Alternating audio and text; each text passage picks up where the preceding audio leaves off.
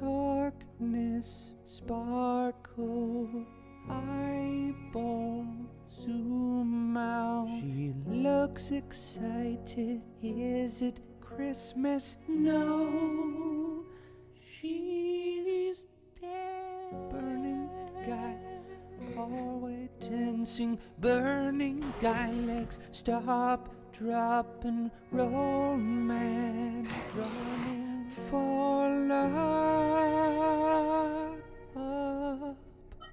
Princess of Persia running back to checkpoint, hugging dad. Wait, she's a zombie. Flashback them to least that one's heart, just looking on the bright side. You never give a zombie girl a piggyback ride. I'm not crying.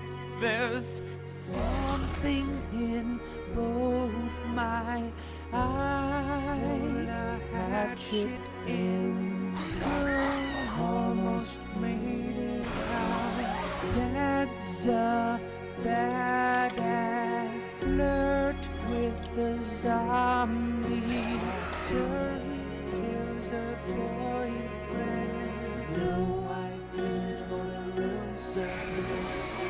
Why'd you vacation at a place called Dead Island?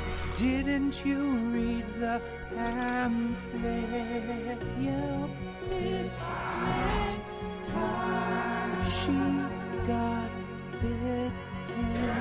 Dad keeps hitting. Zombies suck and chop off her head. Embrace Dad, this vacation sucked.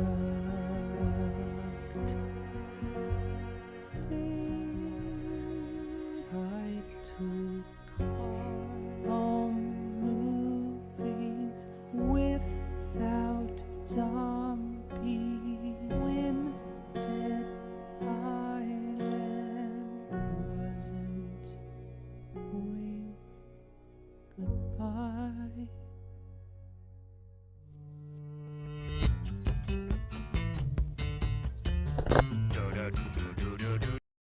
Hello everybody, how's it going today? Whenever I think of Dead Island, I think of that trailer. Yeah, so we're about good to go. If anyone wants to join me in the game, they can add me as a friend on Steam. Clear this shit. Dead Island. Yeah, post it. Once that's done, we'll gotta do all our big promo and then we can start talking to you guys. How you guys doing today? I'm doing alright for myself. Pretty tired, a bit irritable, don't know why. So I hope this goes well. Start off with that little video because well, honestly, that's the last time I really cared about Dead Island was during that trailer, and now I'm just getting into it for the first time because it's been sitting in my backlog for a while, and I haven't really got around to playing it yet. I'm really fond of different zombie games, and I know this is a zombie ARPG, and I played a bit of it, and I like the way the melee feels. So we'll see how it goes. I'm very much looking forward to this. I hope you guys can join me. I hope we have a lot of fun. Excuse me while I just spam post. That's what life has become. Spamming all the discords. The tropical vibe is definitely going to be a good change in pace. And I haven't played like a... I guess you consider this game to be relatively modern, so to speak, you know? So that's what we're gonna... It's gonna be a good change in pace. Most of what I play or have been playing lately has been pretty retro. So, looking forward to that. Welcome everybody. How are we doing? How are we doing today? We're gonna be playing some Dead Island Definitive Edition. If you want to join me, be sure to add me on Steam. There's a link in the Discord, and you should be able to just type !Steam in the chat. Holy fuck, is that Cat B? Hi there, Sonico. How you doing, man? Can I play the intro? Nope. Alright, so in that case, we'll just play the game normally. I've already started this a few times. I don't know what character I want to play. I'm kinda unsure. Let's take a look at our online options. We got friends only, nearby friends notification on, voice chat off. Mainly because there's no push to talk in this game. So we're just not going to be using voice chat because if you ship a game on PC without push to talk, you might as well not have you might as well not have voices at all. Dead Island, more like yeah, Dead Island. Hey, thank you so much. Thank you so much for the resub, Blue. Really appreciate that. And it looks like OBS didn't forget you this time. Very good move the last couple weeks. That's good, man. Same here. I've been pretty good. Been pretty good myself. But yeah, if anyone wants to join me, add me on Steam. Hell yeah. No wonder. What happened? Alright, so we got Logan, who's a throwing expert. We got Perna. What is her? She's firearms, right? Damn it. I know firearms are pretty rare early on. You've had that option for weeks? What option? Got your mojo back! Really? Huh. Doesn't go off subs. Really? Did not know that. Got Sam B. And we got the DLC character. We're gonna go with Sean, because melee plus sharp weapons. I think that'd be a lot of fun. Sam B, he goes bump in the night. Yeah, I wanted to play that intro, but it just didn't let me, so. Hi, Nia. How you doing? The celebration. Ah, I see. I'm stuck between Sean and Sam B. What do you guys think? I kind of go with Sam B. He seems cool. He goes bump in the night. I grew up in New Orleans. Lower Ninth Ward. My daddy went to prison when I was 2. That's where he died. Angola. Mama didn't ever recover from that. Just drank and did crack. Any random motherfucker who didn't smack her around too bad. My nana the one who raised me. She did crack. She run the washateria. We lived in a little shotgun house on Burgundy. From the time I was 10, man, I wanted to rap. I was into old school freestyle rap. And I'd be kicking ass at them battles, bro. Man, Swamp Man? I don't know. Damn it, damn it, damn it. Hi, Pants Heap. You didn't miss it, don't worry. Your streak remains. You're the pants streak remains. Voodoo, bitch. That one's next. Joke, you know? God, I wish. I'm excited to play that, though. Right to the top of the hip-hop charts, like a motherfucking rocket. And suddenly, I was famous. Going to the Grammys, hitting the parties. Man, I hit bitches up to yin yang. And for the first time in my life, I was making money. Shit. I was spending it as quick as I was getting it. I thought I'd made it, you know what I'm saying? That gravy train wasn't never gonna end. So I did another song, and another song. Nothing hit. Nothing fucking hit. Song after song, and ain't nobody give a shit. You're a one-hit wonder, dude. Been 10 years, man. Yeah, I can still get gigs, but all they want me to do is, who do you voodoo, bitch? I used to play the big casinos in Vegas or Atlantic City. Now it's just Reno or Laughlin. Some motherfucking crew. Gonna replay all of Five Nights at Freddy's? Well, you enjoy that, man. So this kid here. I'll be unable to get out of bed soon. Aw.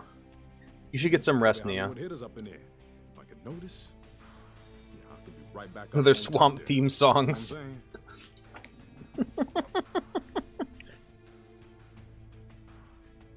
Friday night fucking. Alright, gotcha. Alrighty, we're gonna be playing as Sam B. New game. You completed the prologue chapter. Do you want to play it again? Yes, I do. I want to play the whole thing from the beginning and get all the content and yada yada yada. But basically, if you're my friend on Steam and you have this game, you can join me.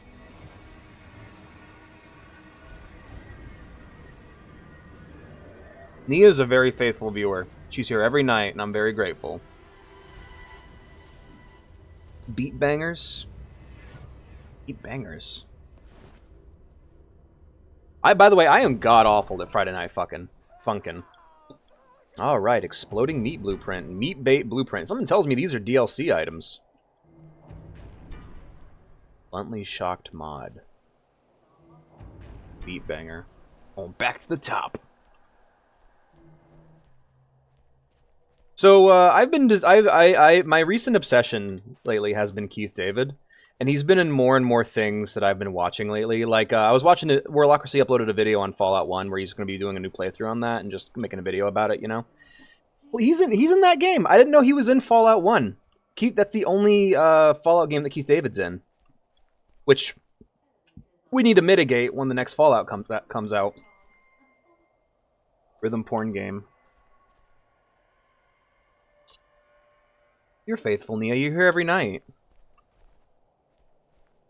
The point is, I want Keith David to be in more stuff, and all this talk about swamp rap is reminding me of the magic. I don't remember what his name is. Was he called like the Shadow Man or the Magic Man from Princess and the Frog? Because honestly, I watch up until his song and I shut the movie off after that. Usually. Punch. It's my punch. E. E's my kick. Alright, we gotta get some dead people. No. Alright. Was that not the character's name? Uh-oh. Maybe there's something in here. I feel like Shadow Man would be a cool name. But anyway, yeah, I didn't know he was voiced by Keith David when I last watched that. I can't be asked to go to school one day tomorrow. Then don't. Stay home. Play games. I mean, I gotta go to work tomorrow, so... Stay home and I'll talk to you in Discord, I guess. I'm genuine, like, if I could find noise-canceling headphones that let me be in voice chat, I would totally just, like, sit in the Discord call all day while I'm at work and talk to you guys. That'd be fun. People would think I'd be going insane, though.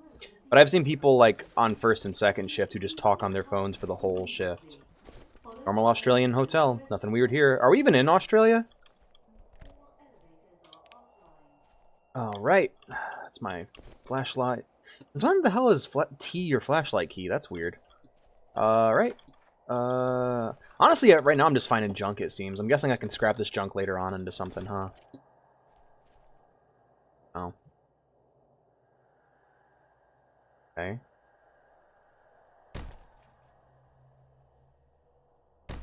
Oh my god. I guess it takes 3 hits. An Australian island. Didn't know that. Why would they call the place Dead Island, though? Did they know? Did he know?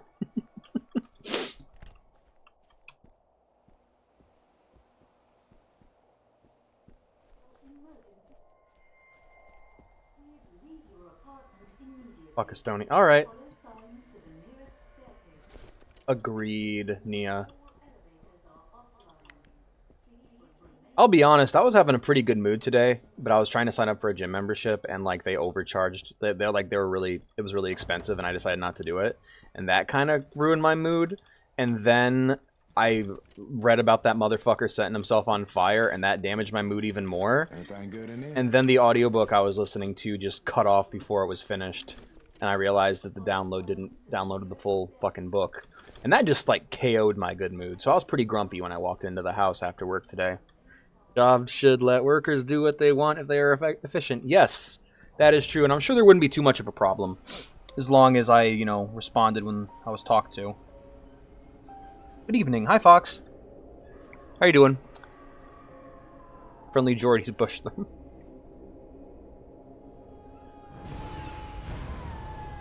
Oh, no.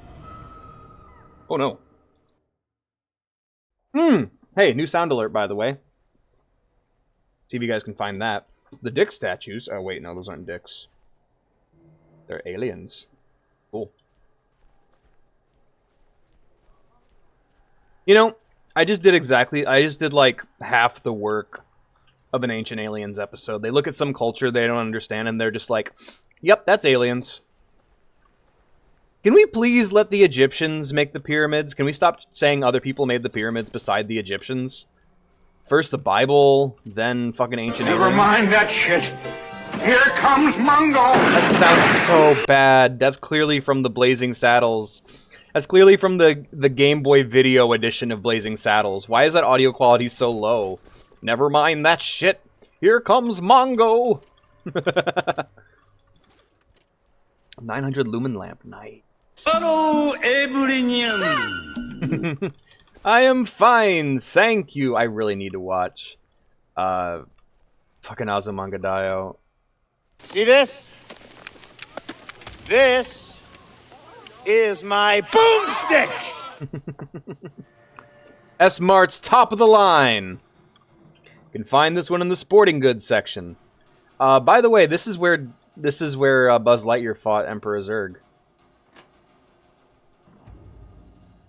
Nice. So what you're saying is it's a good lamp.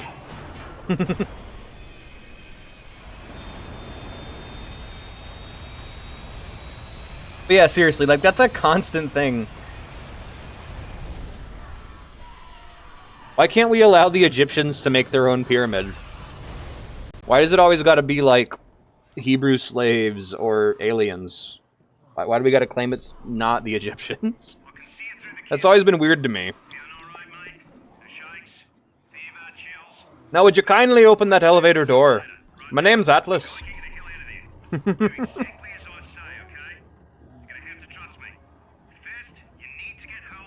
I'm sorry, Nia. Hang in there, buddy. Right? Pyramids are made with China, innit? Yep, totally. What we got here? Ancient historians have found suicide nets on the pyramids, making it very, very clear that the pyramids were actually made by Foxconn.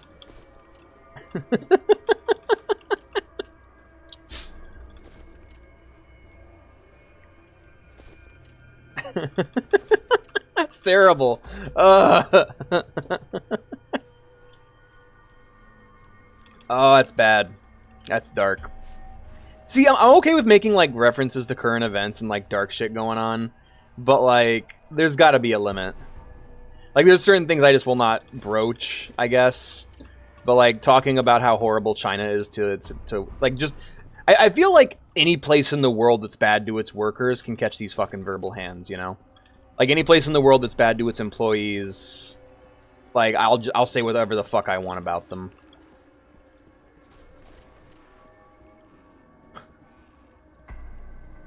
I don't have anything that's... it's fucking me every time. Oh my gosh. Damn. Oh no! Oh no! Oh, that's terrible! I posted the fucking man on fire. I posted the man on fire from Metal Gear Solid V. That's terrible.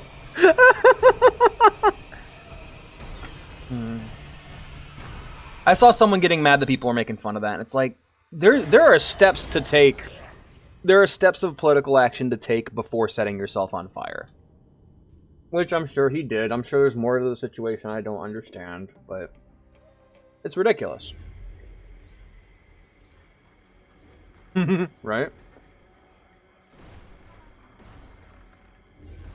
Only made one good Wendy's burger. He made one really good phone for Apple.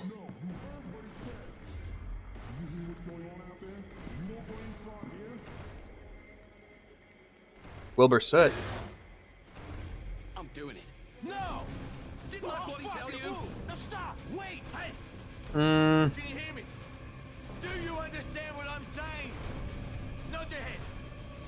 Nod your bloody head.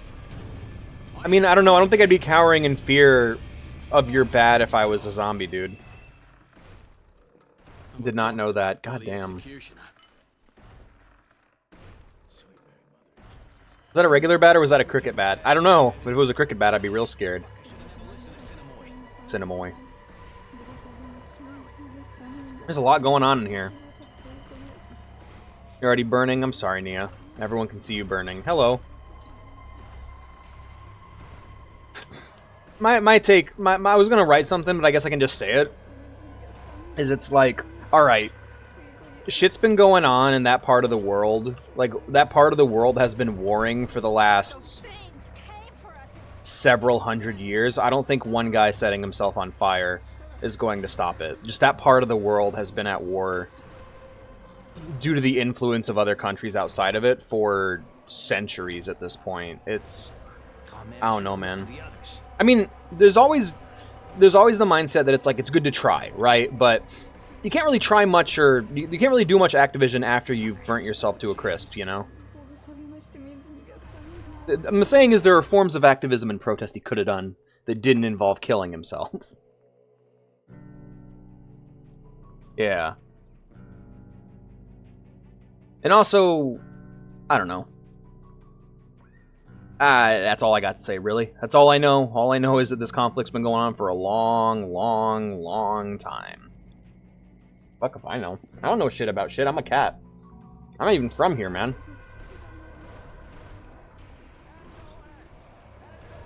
Sauce. Hello. Oh! Why won't anyone help him? You can't just let him die out there. He saved your life. It is. It is really sad. We watched the Tobuscus version at the start of the stream, which Help him. was very nostalgic, actually. Yeah, I am. You're not gonna help him. I get to punch shit. You at least have a weapon? You need to find a weapon. Don't let him die. I got these fimps. All right. Funny story. All right. Fucking crazy. On 3. 1, 2, fuck it, 3.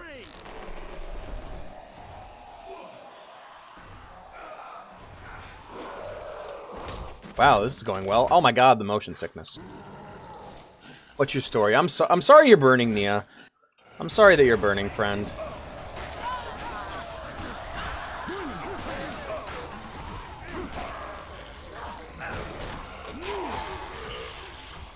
There you go, Simonoi. Man, can I... Holy shit. FOV slider. FOV. My field of view is some shit right now. Can we fix this? Is there an FOV? Is there FOV? Oh my god, is there no fucking FOV? It's on my view distance. That should make things appear further in the distance, right? Where's the FOV slider? I hate that Nia's burning too. I gotta Google this. Is there... Hey guys, do you know if this game has an FOV slider? And if so, why didn't they cancel the port? If not, why didn't they cancel the port? Also, did you guys fucking hear that they fucking remade Star Wars Dark Forces? Or Night Dive did a remake of it? Or a remaster? Like a week after I bought it? Mad as hell about that.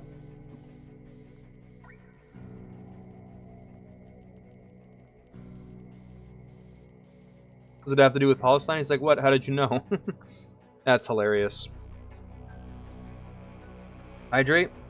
Alright.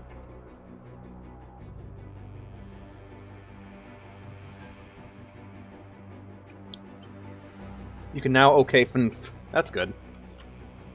Dead Island FOV. Are you fucking serious? How do I increase the FOV? Oh, I gotta go into a fucking... I gotta go into a config. Fuck that. I'll just play the game and get sick. You know, like, FOV sliders are not an optional feature, right? You need to have those for PC games. People will actually get fucking sick. Like, you can't not have an FOV slider in a PC game. Time to tutorial. I'm sorry you're burning, Nia. So did you partner with Palestine? That's the last one? Okay then. Thanks, mates. Hey, Wolverine.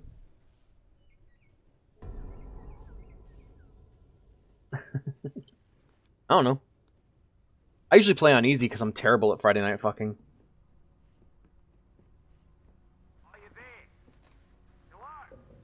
Not really a paw-friendly kind of game. We were just attacked. Listen, your friend from the hotel's awake. You were right about him being immune to this thing. If it wasn't for him, we wouldn't have made it. Maybe now we can hold out until help arrives. There is no help. This thing can't be stopped. No. I saw how it took my life. You need to get out of there, and I can help you. I can arrange for transportation. By air, by sea, but first you need to get here. To me. I have many sick and injured here, mate. They're crazy with fear. Tell me... They're gonna rip me limb from limb, mate! You gotta help me! You there, mate? Hello? Hello? God damn it. You guys know about what happened in New Orleans? Just let go with you for a while. No thanks to you. Fucking... I don't know if you guys know about this. But like... Okay, so we had a hurricane in New Orleans, which is... They're gonna swabble my gloinks, oh no. Why is Steve Bloom the most detailed model? Because I'm guessing he's the main character and everyone else is generic. Okay, so back in, I think it was like 2005 or whatever, we had a huge hurricane here in the States. and it led to an entire city basically being cut off from the rest of the country because of how bad it was, because the levees burst, causing this massive flood that killed a bunch of people and left a lot more people homeless. And like the entire country was terrified because no one was able to contact anyone inside the city for the most part, and the only people that they were able to contact were cops who were exasperated and overworked. Not because they were fighting people, but because they were doing aid work. And however, whenever the cops talked to the media, they gave the news the impression that it was basically fucking Mad Max down in New Orleans. And so, like, the news to the rest of the country kept reporting that, like, people were rioting and looting and tearing each other apart. Like, it basically had turned into The Walking Dead in New Orleans, according to the news. And then, once contact was regained with the rest of the country, everyone was fine. Everyone had been working together. There was actually no problems at all. But, like, the fucking media just exaggerated it and scared the shit out of everybody. Like, oh, it was so hilarious. Like, they just, like, everyone's, like, helping each other and forming these little communities and shit. But according to the news, it's the fucking Walking Dead down there. Everybody was leaving, but not me. Gotta love the media, man. Name's John Cinemoy. The headline. Let God hear.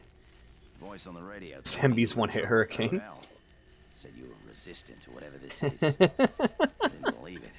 Then I found you. He's a one-hit wonder no matter what he does. It's fucked up. I don't know who you are or how you know. Like, that first fight section went really smooth. The rest of these are going to be a nightmare. We keep losing the bloody signal. We have a monsoon coming. Nia, I'm sorry you're burning, and I'm sorry Estonia has set you on fire. Everybody to the main lifeguard station. There's an ambulance there and more equipment and a stronger radio with an antenna. Alright. I hate to ask, but we can't do this without you. Will you help me? Hell yeah, man. Estonia has set Nia on fire to protest Israel's involvement in Gaza. Good. First off, we need an access card to get past the security gate. Mine's in my room. I'm sorry. That's fucked up. But just This better not awaken anything in me. We'll stop playing Friday Night Fucking then. That don't mean you can't die. And now come the site. Yeah, that's what I fucking deserve. That's what I fucking deserve. Cookie Clicker's going well. In case someone was curious. Nobody asked. No one cares how good my Cookie Clicker's going. I have 1.129 trillion cookies. Don't you care? Don't you care just a little? No? Buying a cookie farm now. Buying a cookie mine.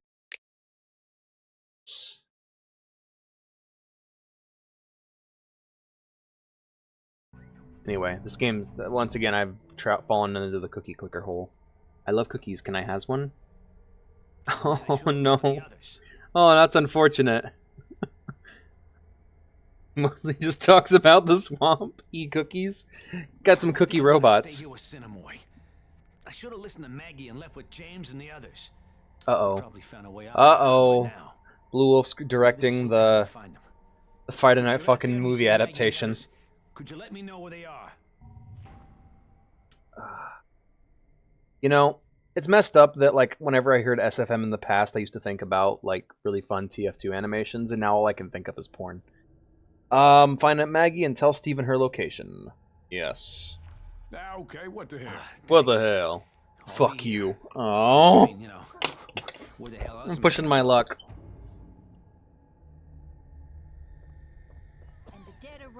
Fucking on a Friday night, yeah. Thanks to you. Blue Wolf's making the Emesis Blue porn parody. hey, world, don't. I said that, but like, and I know I'm not going to influence anyone, but maybe if you're ever inspired, maybe get real uninspired real fucking quick and don't make the Emesis Blue porn parody. Just saying. Right, how do I tab? There we are. Alright, so we have 1 skill point. We can do Fury. My enemies devastating blows, knocking them down in single hits. Combat. Blunt weapons are now more efficient and effective. Survival. Regenerates 10%. Okay. I'm going to look up a build because I want to get this right.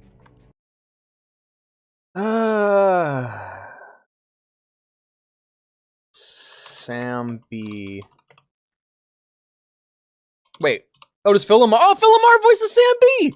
Nice! I love Philomar. That's Samurai Jack. Tackle. Can I just get a picture? Can I just can I join and drop you a gift? You can join, but you don't need to drop me a gift, man. We can just play. That'll be fun. Yeah, you can join me. Here's my Steam. You can join. You can add me there. Add me on Steam, and you should be able to join in after that. I'll add you back. Right. Okay. Looks like no matter what happens, I'm gonna... I don't know which one I should choose first, though. I think I might go with the combat one, because it's just a direct damage boost. Let me check my notifications to see if you didn't yet. That's fine. That is fine. I also really don't like the new Steam notification system. Villamar only played 1 character who was a one-hit wonder. Everyone else he played was a success. Hermes from Futurama, massively successful. I love Villamar, man. You can trigger a special attack if you press LMB while aiming for the enemy's head. Nice! Nice! That was terrible. Why did I say it like that? And I need to set up... I need to make that a map marker. Oh, neat. I'm glad that didn't just fucking explode. I was really worried it was just gonna blow up. The Lost. Alright, we'll track this one. Main, Passport to Life, Side Quest The Lost. Is this being tracked? Find Maggie. Okay. So, is that marked on my map? It is not. It is not marked on my map. So I guess I'll just find it as I go, huh? What do we got here? Some money, energy dink. Just... Go. My 1-year anniversary on Twitch affiliate. Yay! Good job, Nia. I'm putting my glasses back on. Jack to the past, Samurai Jack. Yeah.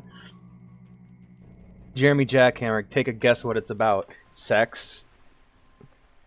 I'm sorry. Somebody named Jeremy using a jackhammer to do some, like, cool shit. Did indeed. Right, let's check our map.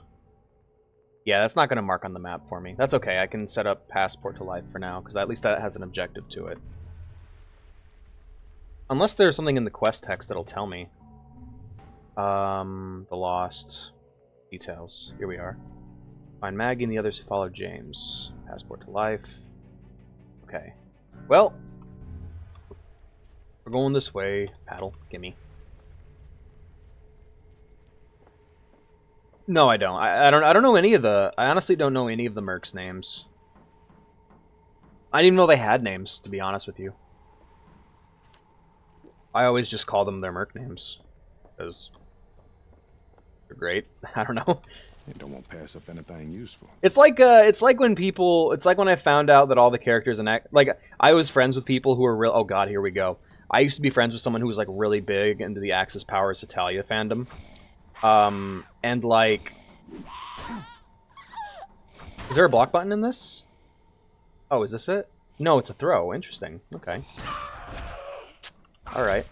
But, yeah, I used to be good friends with someone who was, like, really into the Axis Powers Italia fandom. And, like, they would insist on using the characters, like, not country names, but they're, like, in-lore human names that drove me nuts. Because I'm just like, who the fuck are you talking about? Like, oh, you're talking about Japan. Okay. I did not know, because I was like, what's going on? That's really funny. Stomp him in the nuts. Stomp him in the nuts. See if Sam B was more like Thugnificent and had great hits like Stomp him in the nuts, you'd probably be a lot more successful. Man, I love the music in the Boondocks. Some of the songs in that are stupid as hell, like Homies Over Hoes, but it's such a fucking banger. That's the problem, because they hire, like, Boondocks, a lot of their voice actors are just some real ass rappers who make really good music. and they just make the stupidest songs like Booty Butt Cheeks and Stomp 'em in the Nuts. Or Homies Over Hose. To the homie. Get beat down! Sorry, I'm just laughing over Stomp 'em in the Nuts. Bros. Homies Over Hose. Because okay, so there's a whole plot line in the Boondocks about a rapper called Gangstalicious, who's basically like heavily involved in a conspiracy, like basically in a gangland conspiracy that involves him warring and beefing with other rappers, where like murders happen. However, the whole thing is actually because he's gay, and the rapper he's actually beefing with is his ex. And he can't let anyone outside of his like small circle know that he's gay. And the whole storyline is about him accepting his homosexuality and coming out of the closet. No E-Stream, no. Sam B only makes swamp music, which has very limited. Nah, bro. Oh man, I love. You called him Schlickback. That's. Say it with me. So now that when he gets some bass in his voice. Ah, God, I fucking love a pimp named Slickback. He's fucking... I gotta watch more of that show. That show is so fucking good. Problem is, half of my favorite quotes in the show I can't quote. Some really good ones.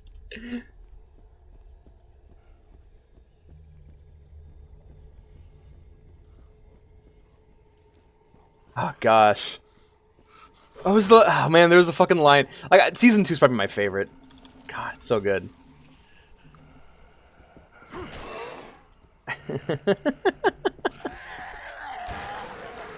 Fuck you.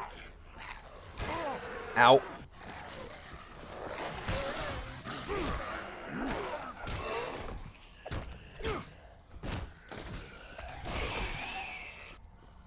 Ah, there we go.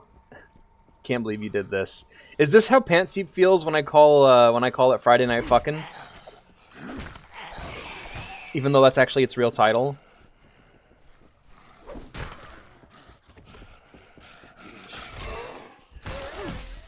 Oh man, punching works pretty good.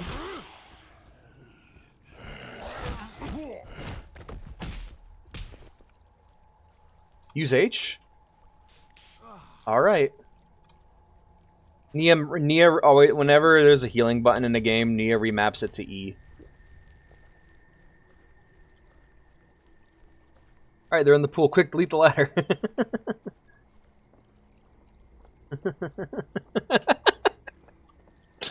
Oh god, yeah, the fucking Stink Meaner episodes. Fucking Granddad beats an old blind man to death because Huey thinks he's the blind samurai. What the fuck? Hey, buddy. Oh, God. How's it going? How's it going, dude? My wife. My dad. Oh, H for heroin. fucking brother. Yeah, whenever Nia plays a game and there's a button, like, she'd remap it to E so she could heal, because E heals her. Why are you looking at me like that? Powers are up. What the fuck do you want from me? H for heroin. That's what I was thinking too. Use H? Alright. You got a side quest for me? I'm taking your knife.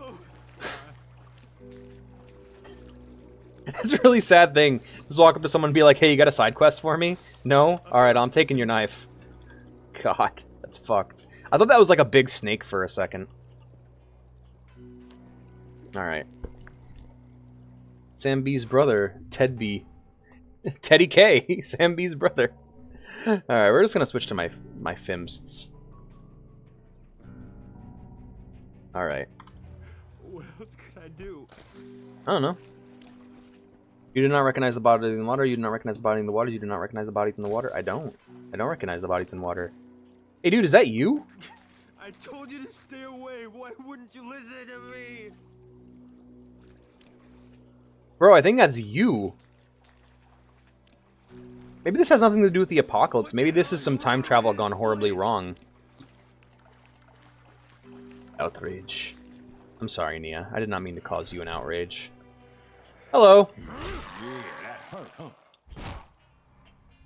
Yeah, that hurt, huh? Sorry for your loss. What's up, Blue? What did I do? Dead Island Full Life Consequences. You watched the lore of Plants vs. Zombies?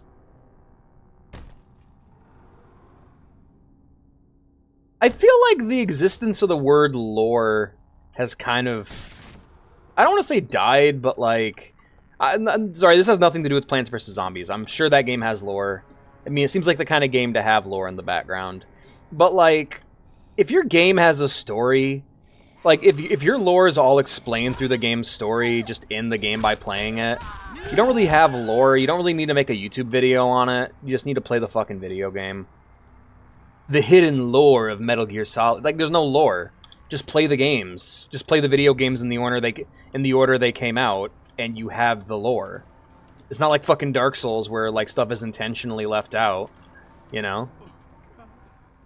The Warcraft... No, play Warcraft, and you get the Warcraft lore. That's simple. Just play the video games that it's in, you know? Also had comics. Right. And Warcraft eventually gets to that point.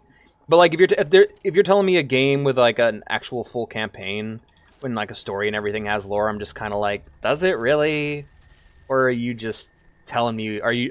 is this lore, or is this just spoilers? Yeah. Like, I look at PvZ, and it's like, this is a very simple concept. I can imagine lore being added to this later on.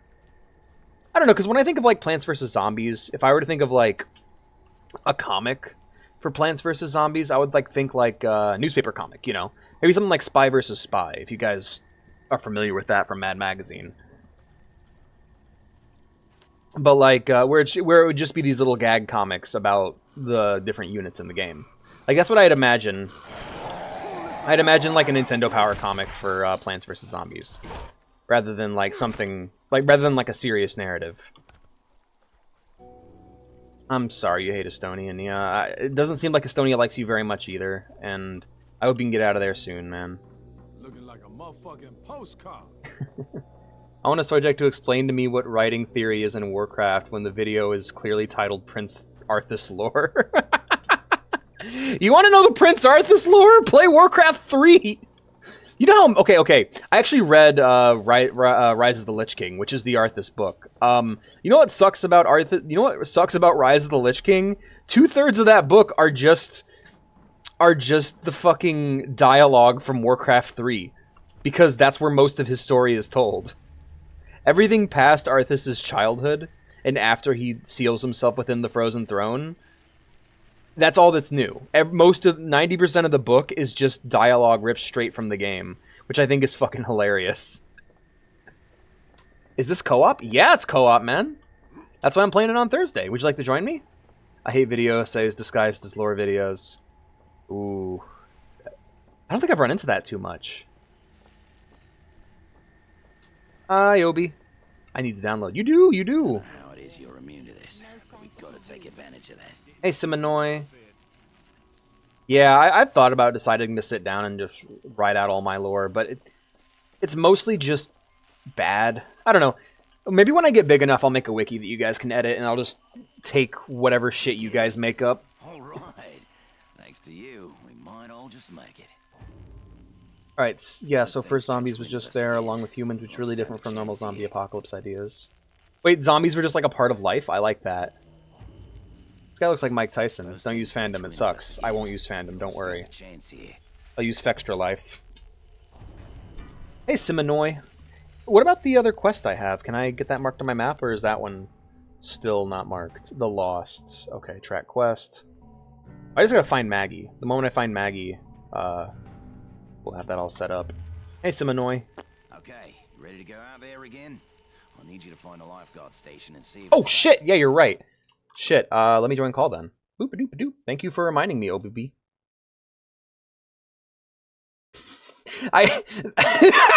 I'm sorry. I rejoined, looked in Arena, saw a post from Panseep that reads, "Where the hell do you see fucking?" I'm just gonna respond everywhere. I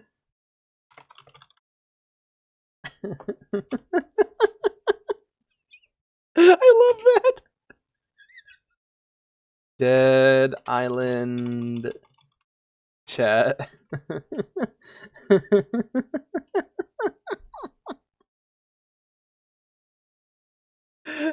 Where do you see fucking?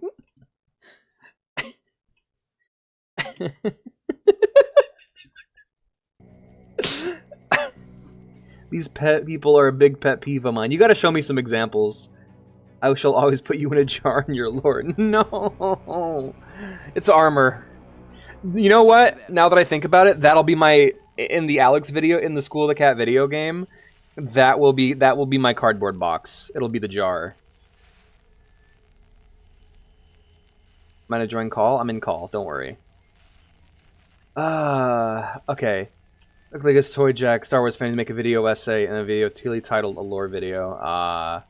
Canonically, you're my coach. Alright, cool. You taught me the basics of CQC. Start now. Yeah. Take the beach. It's the shortest way. We'll come as soon as we know it's safe. There should be a working radio inside. I hope we all play Sam B. And we'll follow you. Sam B was such a one-hit wonder, he had to make more clones of himself so that he could achieve other things. Whenever one Sam B achieves, he is sacrificed to the collective. His memories are rejoined to the cloning tank, and then a new Sam B is created. They can all complete... They complete that one task with flying colors, but he had to mass clone himself effectively. Yeah, you're, what do they call it? You're a fisting artist. No, not that. No, not that. There we go.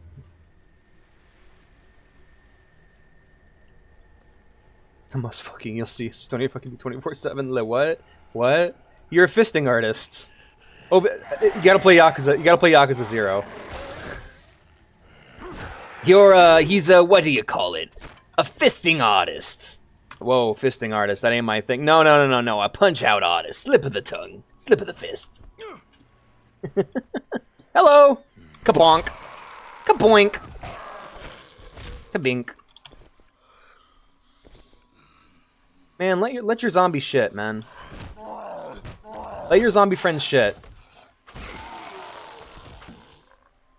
Money, money, money. They are products of swamp magic. Yeah, they just step out of the swamp portal. It's voodoo. Confusion. Excellent. Naughty. Maybe there's something in here. Ooh, the spiteful bat. I like that. Boot. No, sip. Let me have my dreams. Yeah, he tried one, Sam B looked into human cloning once and immediately achieved it. However, after that...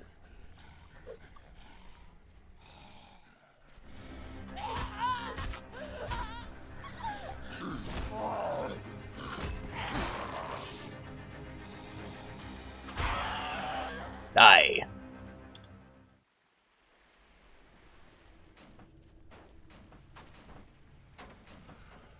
Why is the zombie shitting in a changing room? That's a good question. I never considered that. Hey, how's it going, guys? Oh, damn, they have weapons? Did not know that. Some House of the Dead zombies.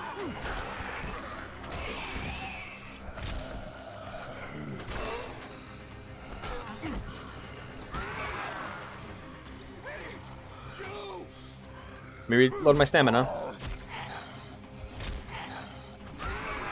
Smack him in the ass. Hello.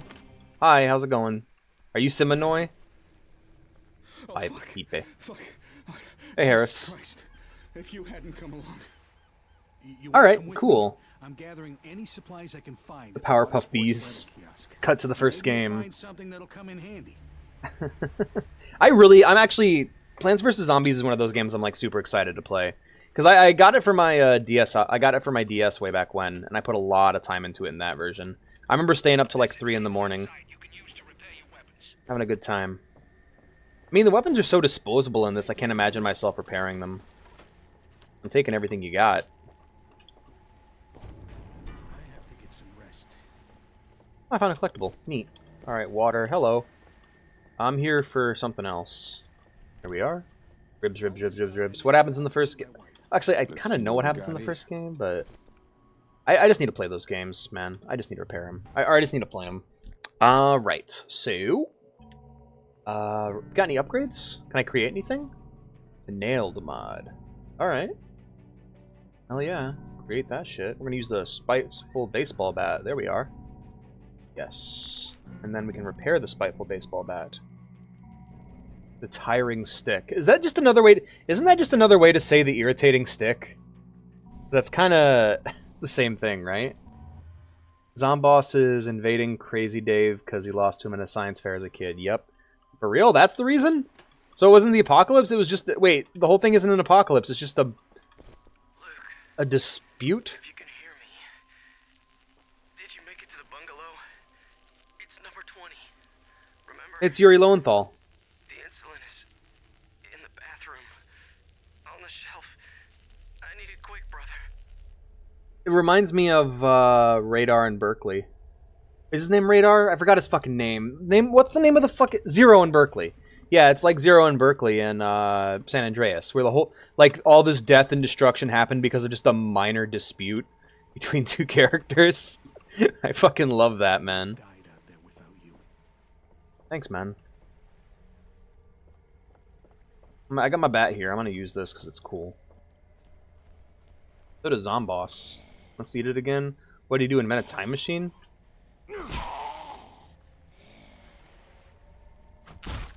I don't know, man. Oh, I need to rewatch Emesis. I keep thinking about it. I keep thinking about, like, shit that I've seen in there.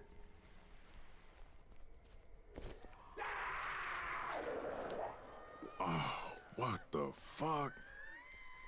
Oh, god damn it. What are you... How's it going?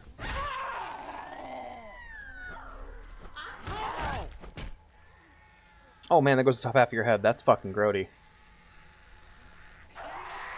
Give me that. Deodorant. I'll take that. Basically, the entire Lord Dead Island is zombie writing theory. Let me tell you about this first zombie writing theory in its history. First, we start in the 2000... Oh, God. Oh, Jesus. Oh, man, that's a bummer. Wow, yeah, you don't need to go that far back to explain that sort of thing. I feel like... I don't know, I feel like the first trip you should make... Whenever you're curious about a lore thing in a game, just make a quick trip to a wiki, you know, and just kind of skim to get the basic concept. And if it's like a 40k wiki page where it's like 100 pages long, you know, like it's the length of a novel, then I'd say pull up the YouTube video. But a lot of times, just a quick trip to the wiki will tell you everything you need to know. That came in handy a lot for me in Red Dead, because that game was fucking long, and like there were many characters that would get mentioned by name in dialogue, and Arthur would have something to say about them. I'm like, who are they? I forgot who they were. Like the lady who had to turn to prostitution because of Arthur's debts, or because of Arthur's debt collecting. I had to look up who that was because I didn't recognize her when I saw her, which is fucked up now that I think about it. Was not expecting that to be such a huge part of the story, by the way, because like that's the okay. I was actually going to bring this up because I'm really happy that it ended up meaning something. Zambiga only caught only one virus and he got one hit wondered into being a zombie virus. You need help? What do you need help with, Nia?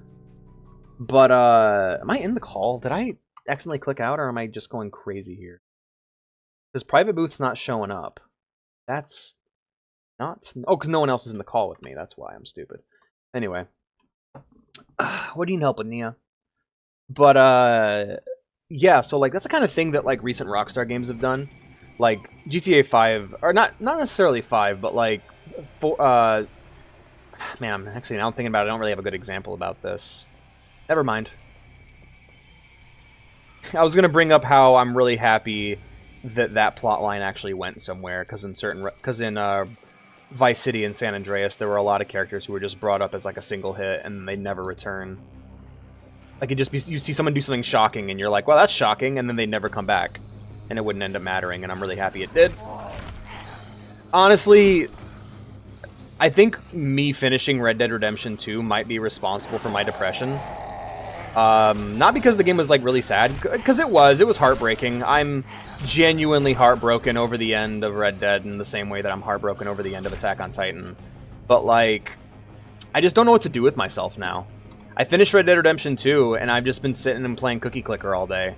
Because, like, what else am I going to do with myself? What else is there for me to do, you know? I'm going to go ahead and repair this weapon, and then we're going to run on back. Aw. I hope you're able to figure that out, Nia. Old lady from Ice Factory. What old lady from the... Oh, yeah, the old lady from the fucking ice cream factory. Holy shit. Yeah, just little moments that are just like, why? And that's just the end of it. That's the end of the story. How do I access this, by the way? Let me find out the binding for the weapon wheel, because...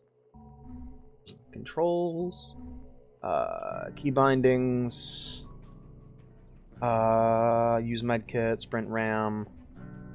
Kick stomp, flashlight, quick inventory is middle mouse button?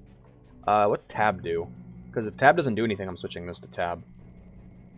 This fuck using middle mouse button, man. Tab, there we are. No, confirm. There we are.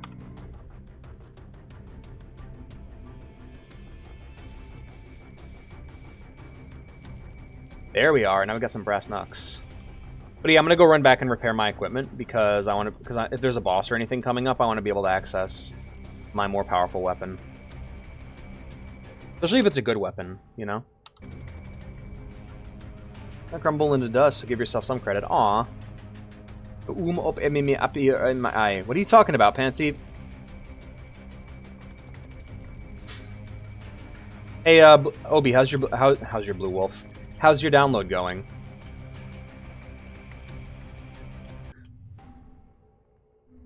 I want to repair my cool bat. No, repair the bat. Yeah, repair that. Yeah, thank you. Nailed baseball bat. DPS is 31. What are the other ones? 28, 31. 38? Oh shit, okay. I think I'm gonna stick with the nailed baseball bat and just use my Nux for now as well. So yeah, we'll use the Nux for now.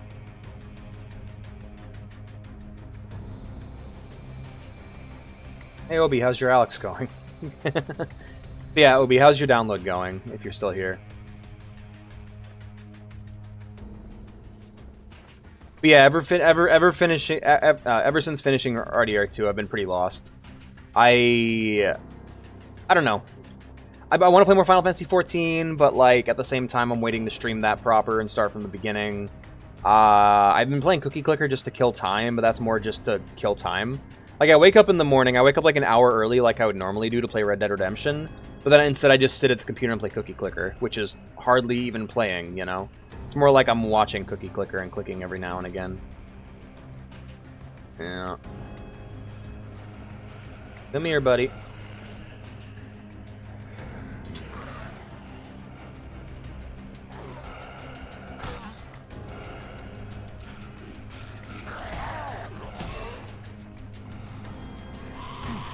Oh, damn it. Ah, good old QTEs. Gotta love them, gotta hate them. I hate them. I hate QTEs. And I have no healing items. Here we are.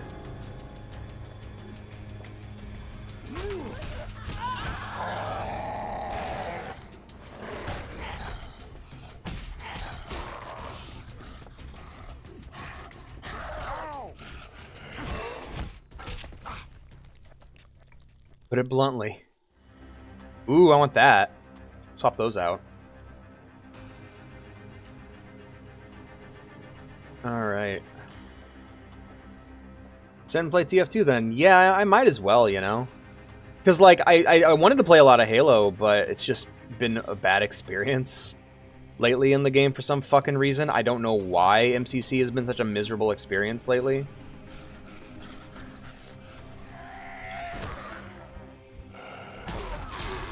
I genuinely want them to add that game to Switch, and I want them to put that game on Switch and PS4. Not because I want more people to play with, I just want different people to play with. I want people who aren't the fucking MCC player base. Because they are such assholes. Like, consistently. I rarely ever find a game that doesn't have, like, assholes in it, you know? I knew it, I'm surrounded by assholes. Hey, guy, how's it going? Oh, you're a big fella. It's Mr. Y.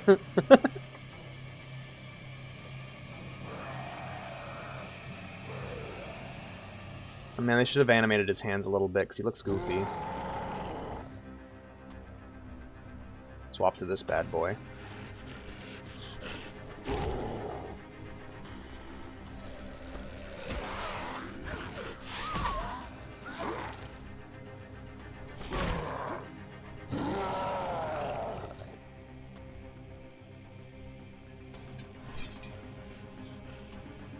Whoop!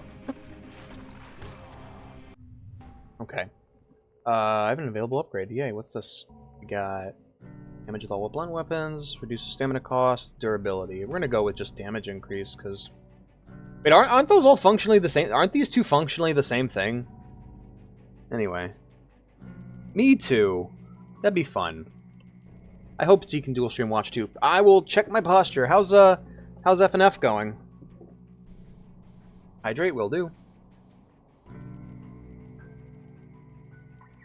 Ah, that's good. Alright, I want to switch out my diving knife to one of my slots. So, equip. We'll equip it to slot here. There we are. And then we'll take this bad boy and we will target.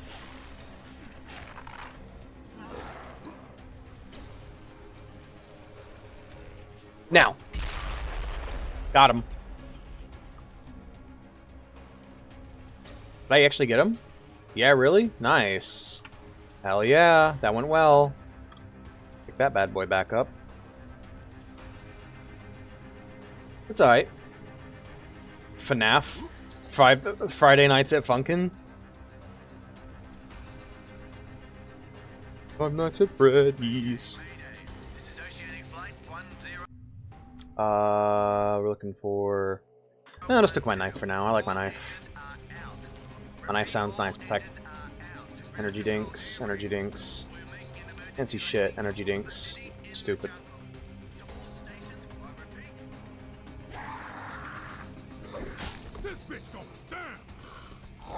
Whoa! Hey there.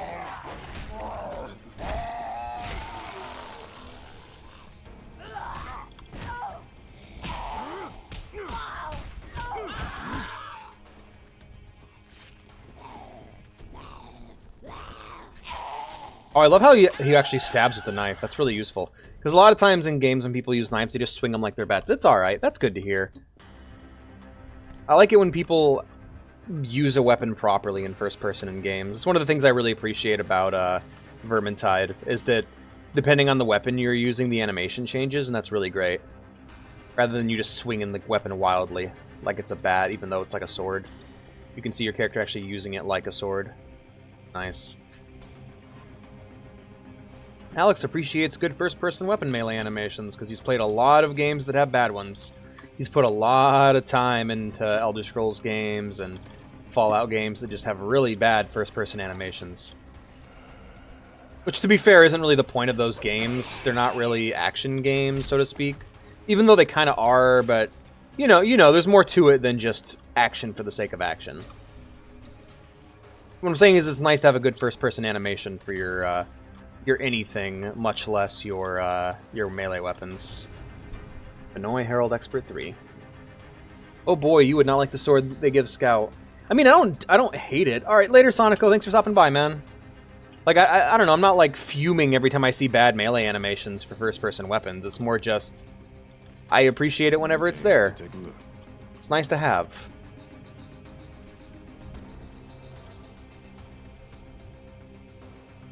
One thing I genuinely can't stand, though, is cooldowns for flashlights.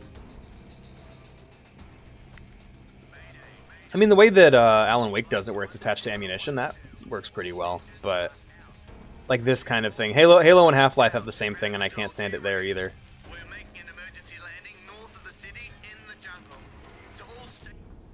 I do like throwing the knife into people, though, and then grabbing it. It's pretty fun. Hello? Alright. Hello? Hello?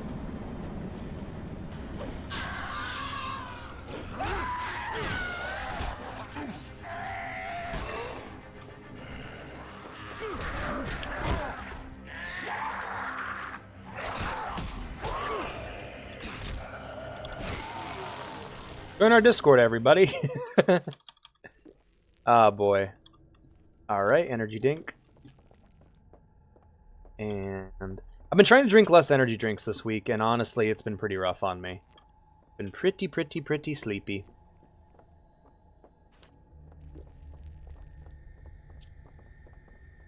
Man, I hope one of you guys are actually able to join me, because I did pick this game out specifically because it's co-op, but we'll see what happens with it.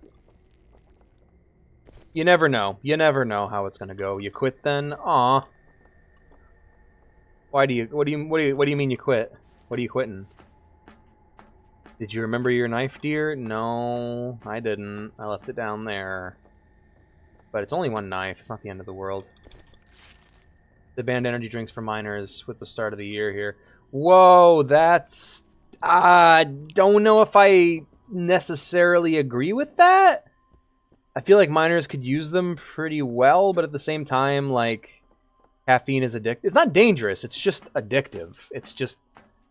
It's not good for you. It doesn't kill you right away. It's just really addictive, and I think that's the biggest problem with it. You quit them? Ah, okay, like beer. It's kind of annoying, yeah. It downloaded. Yay! Obi will be joining me soon. He'll be able to help me out of this jar. Please, someone help me out of this jar. I'm imprisoned. Wait, dude, Dead Island 1, not ripped. Wait, do you not have the first one? Uh-oh. He doesn't know. He doesn't know. Obi, Dead Island, not Ripped. Riptide's a separate game.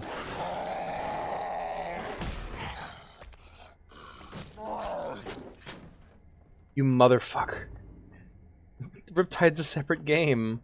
What are you... What was I supposed to do? Telepathically know you were downloading the wrong game?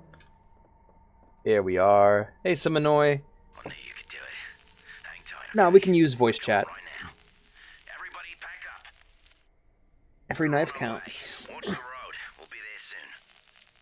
Oh no, that's terrible. 4 liters? Christ, how is he not dead? Welcome back, Nia. Was there an ad?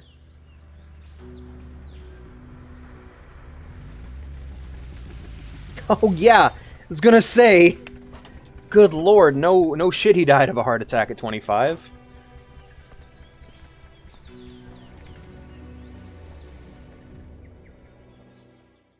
Oh boy.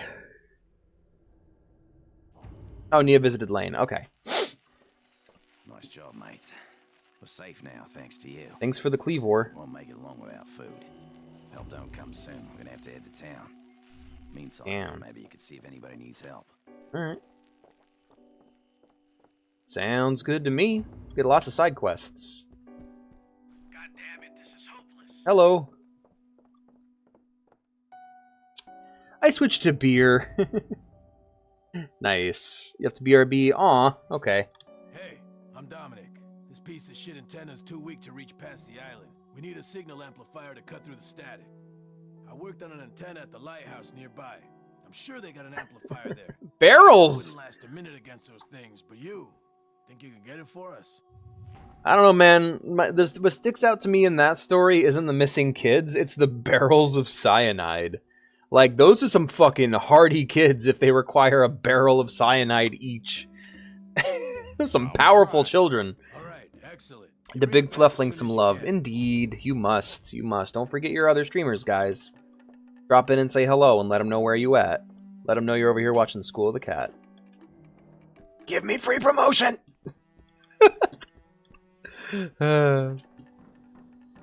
Nintendo, give me free stuff.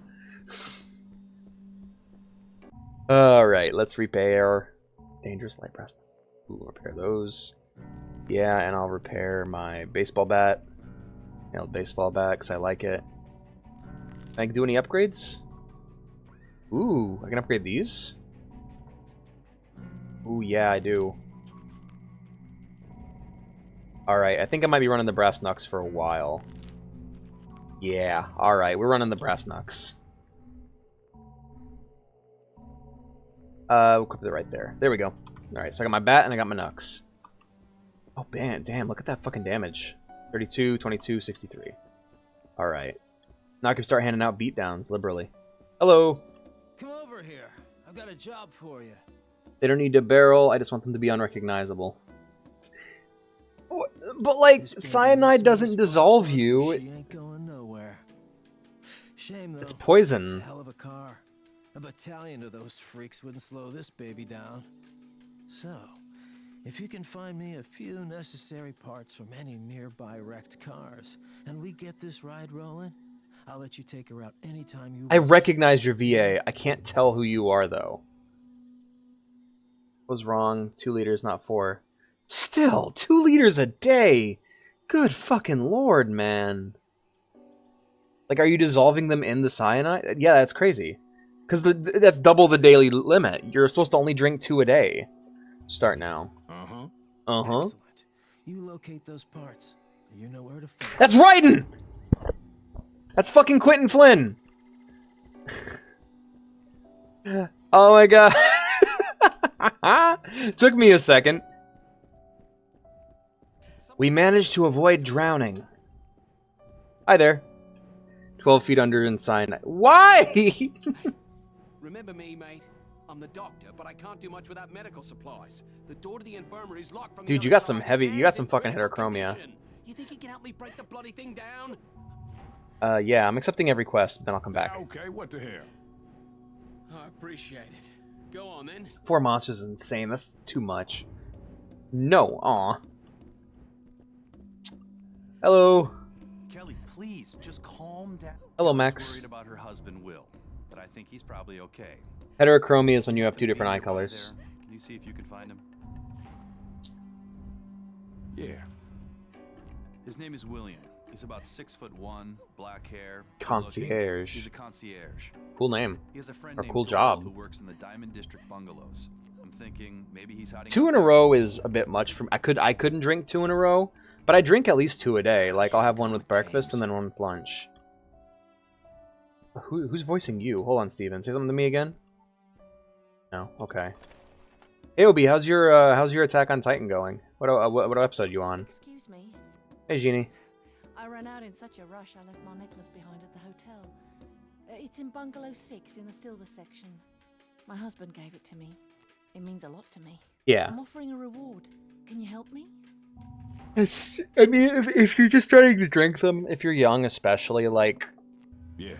more than 1 a day is going to mess you up. Thank you. Please be careful. That's nutty.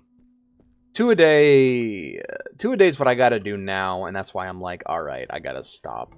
Because I remember I used to just have 1, and I would get the jitters. You know, I miss that. I miss being able to have 1 energy drink, and it just powers me all day long. I mean, it's my own fault for listening to my own doctor when she said, "Hey, drink more coffee. You'll feel better." And like, yeah, well, now I have anxiety and a caffeine addiction. Thanks, bitch. Feel like I'm back in fucking Iraq. These bodies are starting to rot. You smell that? We need to burn them before they start attracting more of these walking dead motherfuckers. Oh my Do god. me a favor. See if you can't get some gas from that station nearby. Yeah, later, dude. I'm up for it. It's a 5-star difficulty good. mission. See if you can find a car. That I way you can came move more back at the wrong gas. time. Why are you in a jar? Because I made it a channel point reward, and Nia always puts me in a jar in every stream. Help. If you want to get me out of the jar, you just have to you have to do the same channel point reward, and it'll save me. But for now, I'm stuck in the jar. I don't like it. Alrighty, what do we got going on here? Oh, so hi, edgelords. How you doing, man? Trek quest. Lazarus Rising. Okay. Now, where's this going to take me? It's not marked on the map. Okay. Alright, we're looking for Lazarus Rising. Find 4 parts from nearby cars. Alright, that I can do. Let's go look for parts from nearby cars. We open this door here. Thank you for saving me. Christ. I'm free!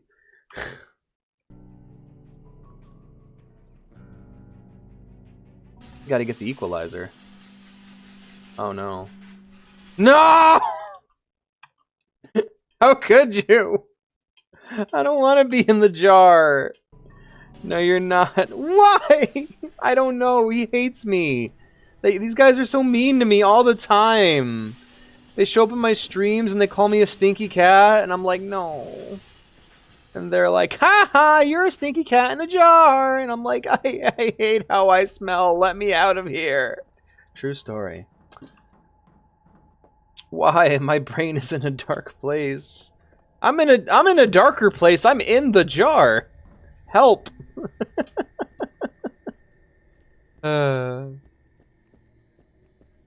I think my brain's in a pretty dark place. My girlfriend's been watching Star vs. the Forces of Evil.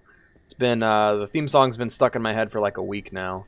I think Earth is a pretty great place. That's saying something, cause I came from outer space. Punishment to make me shower. No. Don't trap me in here with my own musk. Alright, I'm just gonna grab the barbed wire this guy keeps in his pants, and I'm moving on. Is this just rewatching Star vs. the Forces of Evil? Nice. I should ask my girlfriend about it. I watched a bit of it, and it seemed a bit, like, not my thing, you know?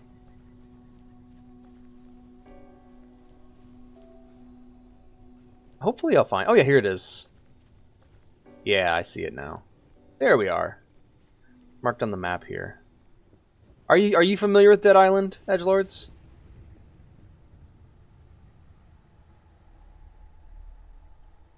These are awesome for my social anxiety issues. I share too much, but I don't care.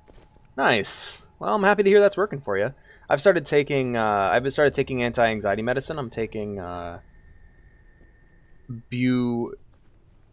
buspirone, I think is how it's pronounced. I'm also taking CBD capsules before bed every night. Because that just puts me for some reason that's just putting me under. I think I got it was 1,000 milligrams per pill, so it just knocks me the fuck out. Here we go. Which is ridiculous, by the way, for CBD. I've never had that much before, and was not aware of what a CBD high felt like until recently. I never had enough to get high. Playing it a few times, but it didn't take with me. You know what? Same boat, honestly. I've always felt like this game has been a bit jank, but I'm powering through it, hoping to play with you guys, so... Whoa, fuck. Get off me, asshole.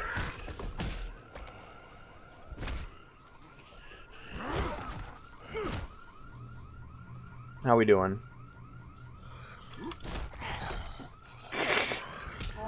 Honestly, punching shit's has really improved. Playing as Sam B has really improved my opinion of the game.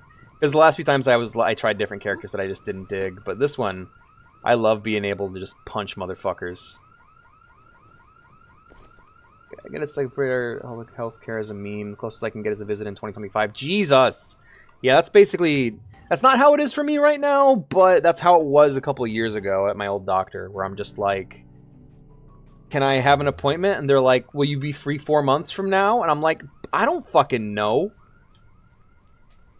Same for me, but now I can't take any more for job reasons. Damn, that's a bummer. Sorry, your job's not... Is it because of the THC, or is it just your job's not CBD friendly either? Because it's legal here in Michigan. And my current job lets us smoke weed. Or not smoke weed at the premises, but they're not going to fire anybody for having THC in their system. And the drug test is... it tests for THC, but it's fine if it's in the system. Ooh, shit, okay. That hurt like hell.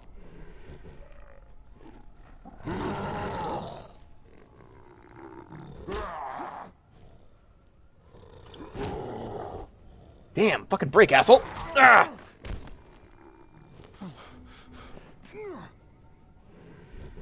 Government job, I see. Oh, fuck. Man. I agree, fuck that guy. Holy shit. I need healing. I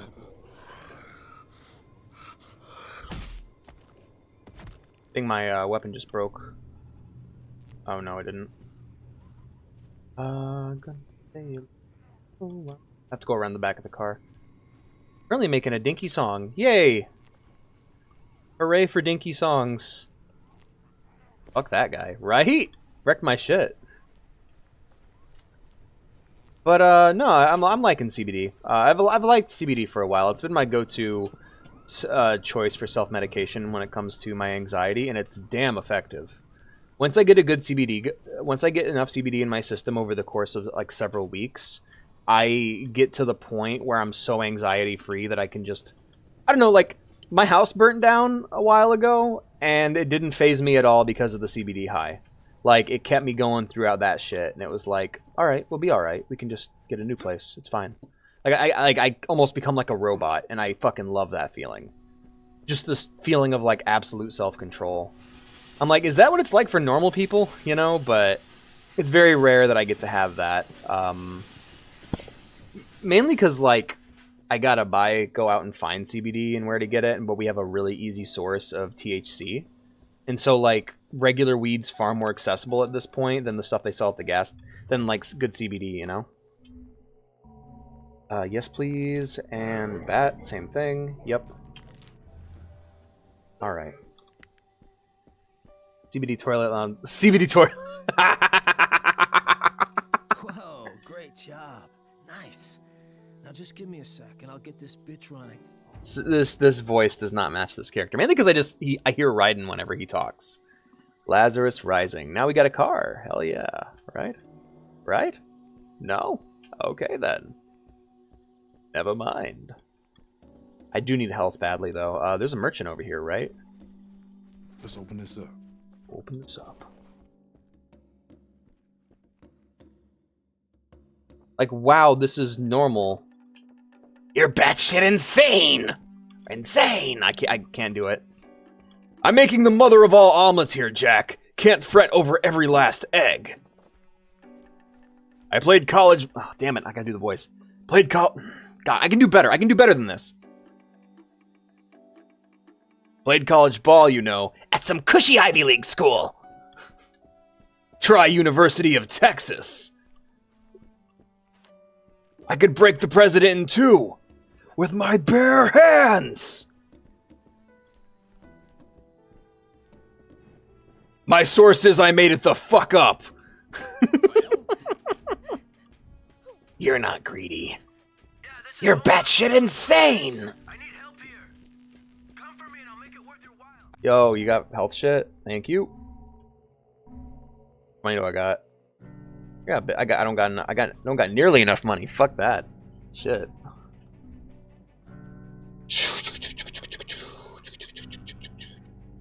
All right. Well, I heard this scourge came from outer space. I don't think it did, dude, but that's okay. That'd be pretty silly. Oh, hey, did you guys ever hear about the reason... Do you guys know the reason why The Walking Dead even got published in the first place? Okay, so, like, when they were shopping... When the writers of The Walking Dead were trying to get The Walking Dead published, they kept, like, shopping it around to different places, and like, the publisher kept telling them, like, yeah, but, horror comics don't sell that well, and zombies are kind of tired at this point. And they kept shopping it around to different producers until finally they got to someone and they're like, oh yeah, so it's about the dead and it's about survivors. And then, and the producers are like, and then? And they go, well, and then they find out that it's actually aliens that are behind all the zombies. And it becomes like this crazy sci-fi thing. And that's what got the comic greenlit. Is they had to pretend it was like a sci-fi alien... that it was going to become a sci-fi alien story, and then then it became like super successful, and the producers are like, hey, when are the aliens gonna show up? And the writers are just like, oh no, we just made that shit up to get you to sign us. And they're like, all right, you're making us like $1 million, so whatever. I've never played it with you at all. I've never played You Were Cooking. All right. But I've never played Zomboid with you at all, Fox. Hey, how you doing, Ghost? Right, next one, we will do The Lost. We gotta find Maggie still. I don't know where Maggie is. I've been trying to do this quest, but Maggie is just MIA. Maggie in action. Where's Magaggie? I guess we'll do this when we get to the area transition. I can just Google where Maggie is. Alright. Dead Island, where is Maggie? Find Maggie. The lighthouse right before the door that leads to James. Okay. That's good to hear. Do you have that island? I love it. I really love it when IGN fucking splits up their guides into like multiple pages. That's just really great. Lighthouse in the corner. You find Maggie at the lighthouse when it comes down to that mission. Don't want to spoil anything. Okay, so that's just a quest that's going to sit in my log then. Good night, Nia. Thanks for stopping by. How you been, Ghost? What you been up to? Alright, can't find Magagi, my precious. Received Genie's necklace from bungalow number 6 in the Silver Bungalow District. Okay. We'll do that then. And that is Help Jack.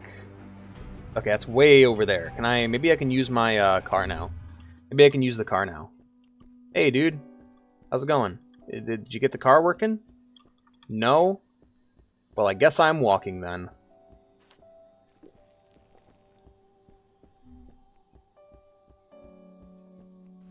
Pages started reading Jujutsu Kaisen, then your book broke. No! Pages started to fall out. Gonna try returning it tomorrow. Damn, that sucks, man. I'm sorry.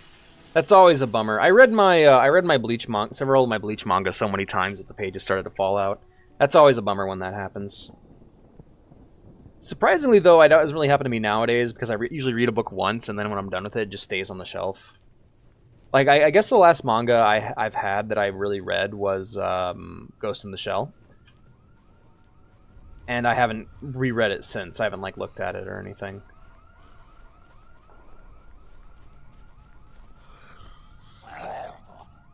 You know, one of the most annoying things about current day and like having digital options for so many things, especially free digital options for so many things, is finding out what you want to experience digitally and what you want to experience like analog. Like for me, comics, I'm okay either way, you know. But I can't read books anymore. I have to use an audiobook. But if I can't get an audiobook, I want the physical book, you know. It's just little preferences you got to kind of figure out about yourself. Games, games I want to go all digital, but only on PC. If I'm on if it's a console game, I want to physically be able to hold it, you know. I've read only one so far. One manga? Which one was that? Oh, hey, there's a vehicle here. Cool. All right, if we can clear out these zombies, this might be worth a try. Help me, please. Hello. I'm getting pursued right now. I got to take care of these zombies. Love Hina? Oh yeah. Remember, yeah, that was your profile picture for a while. I think it might still be your profile picture, actually. For some reason, because of the color on the character, whenever I see her, to me, she just looks like an anime version of Tifa from Final Fantasy VII. Like, to me, that's just what it looks like. Or it looks like Revi from Black Lagoon, if you're familiar with that. I need to watch Black Lagoon. I've only watched the first episode, and I'm like, this seems good. This seems like a good show. But I just never got around to finishing it. Lila's just for the server. Ah, I see. Never buy a normal editorial manga. Lyria, they make good books. Buy Livrea, they make good books. Also, they both are Spanish translators, so ignore my advice if you don't know Spanish. I don't know Spanish, so yeah, pretty much. I have certain translators I'm not a fan of in terms of people who make scans for manga. I was just talking with Vea about like how the problem with a lot of fan translations is that the people doing the translations are oftentimes very prideful and they like their translation of whatever there is. So like there'll be different names, for instance. So like in Attack on Titan, there's a major character by the name of Bertold, right? Well, the fucking manga, the fan translator of the manga and like of the fan subs for the anime insist on calling him Batoto, even though his name is Bertold and has been translated as Bertold ever since it had an official translation. But they just insist on Batoto. It's really annoying. My husband. I'm scrounging, bitch. Can you help us? Yes. Let me scrounge your apartment for things, though. I know you need help. I'm busy.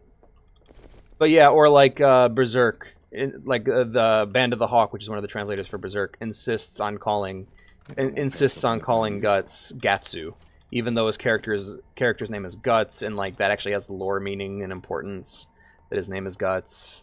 Just annoying shit from Fan Translator. It's a small annoyance, but me and Veo were talking about it a bunch before the stream. Batoto, good lord. Like, I feel like when the official thing comes out, you should probably just comply with whatever that has as the name, you know? Get Fury. The Fury! I have no available upgrades. Okay. Hello. I gotta help your husband, right? Before more of them come. Hello. It's Roger, brothers. And this is my wife, Jess.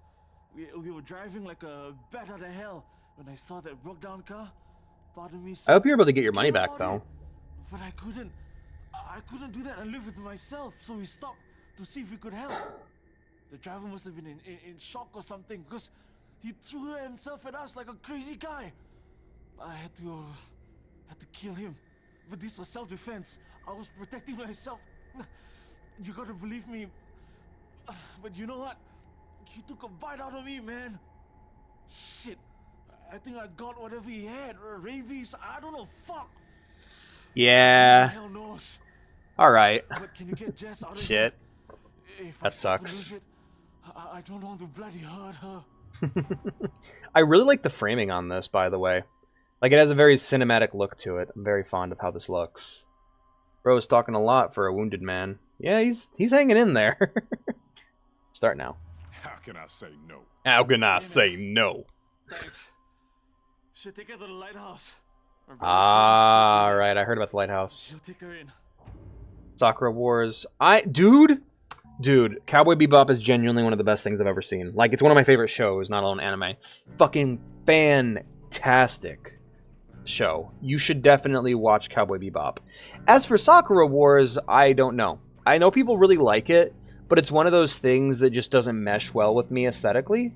Like, every time I see Sakura Wars, I'm just kind of like, yeah, that's something for somebody. It's like Toho, just not my thing, you know, in terms of aesthetics. I love a woman who could beat my ass. Cowboy Bebop is fucking phenomenal, though. It's just genuinely fantastic noir anime. People call it a space western. I always think of it more of as like a noir crime drama in the style of Lupin III, but it's more sci-fi, you know? Meiji War, and I love the protagonist's appearance. Yeah. I mean, I can give you a Meiji era, yeah. I can give you a very strong recommend of Cowboy Bebop, and then after Cowboy Bebop, I would also recommend Samurai Champloo, which is kind of a follow-up, but it's set in... It's by the same creators, a lot of the same cast worked on it, but it's set in feudal Japan. And instead of having a jazz theme, instead of it being cowboys in space with jazz, it's samurai with hip-hop, you know? And then if you want other similar anime recommendations that are similar to Bebop in terms of just quality, I gotta recommend Trigun. And I gotta recommend Lupin III because it goes on forever and it's just really, really good crime storylines. Or just really fun crime stories, you know? But Cowboy Bebop for now is a good start. I don't really know what to call that, like, specific genre of, like, Trigun, Bebop, Champloo, but, like, there's a specific vibe all of those shows share. Hello. Hi there, Survivor. Why don't you hippity hop on into this car?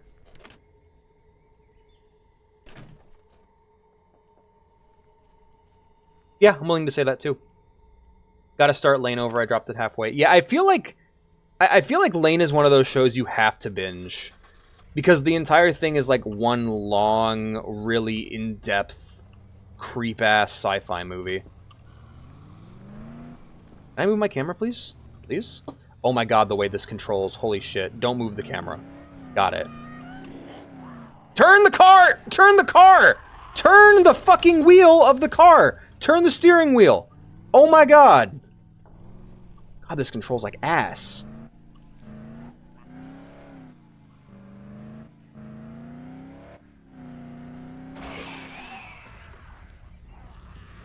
Yeah, I can agree with Abridged SAO being better than the original. I should make a... You know, that'd be a good stream, because, like, Sonico's mentioned wanting to see more presentations from me, I think I got a couple presentations I want to try. I want to do one on a small streamer handbook. I have one already made up for basically a guidebook on how to be a good small streamer. But I want to do one on that. Just like, here's Alex's top 10 anime that you need to watch. And then honorable mentions afterwards. Because I got some recommendations. I know when my birthday comes around, I want to show you guys Berserk. Hello? Hello, Obi. How you doing? Did you get Dead Island working? Yeah. Cool. Thank you. Sorry for the confusion. Can you check on my husband? Your husband's dead, lady. I don't think I got Dead Island. Can't be. Damn. You didn't have the first one? I don't know. It would be Dead Island Definitive Edition in your Steam library. I don't know if I have that one. Okay, you should check.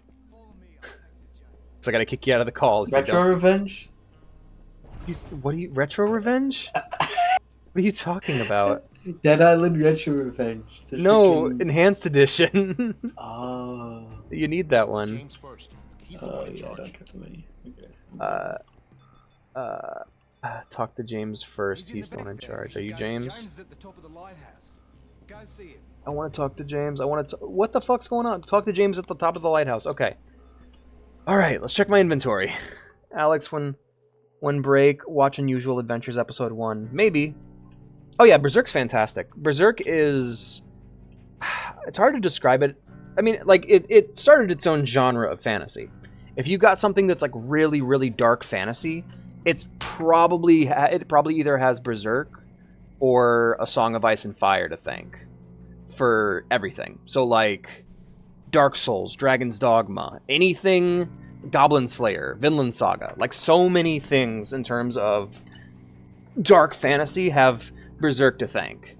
On top of it, Berserk is just a really well told, it's just a really wonderful story.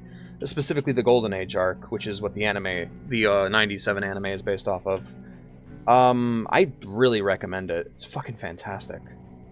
Track this quest, shall we? Gotta find Maggie.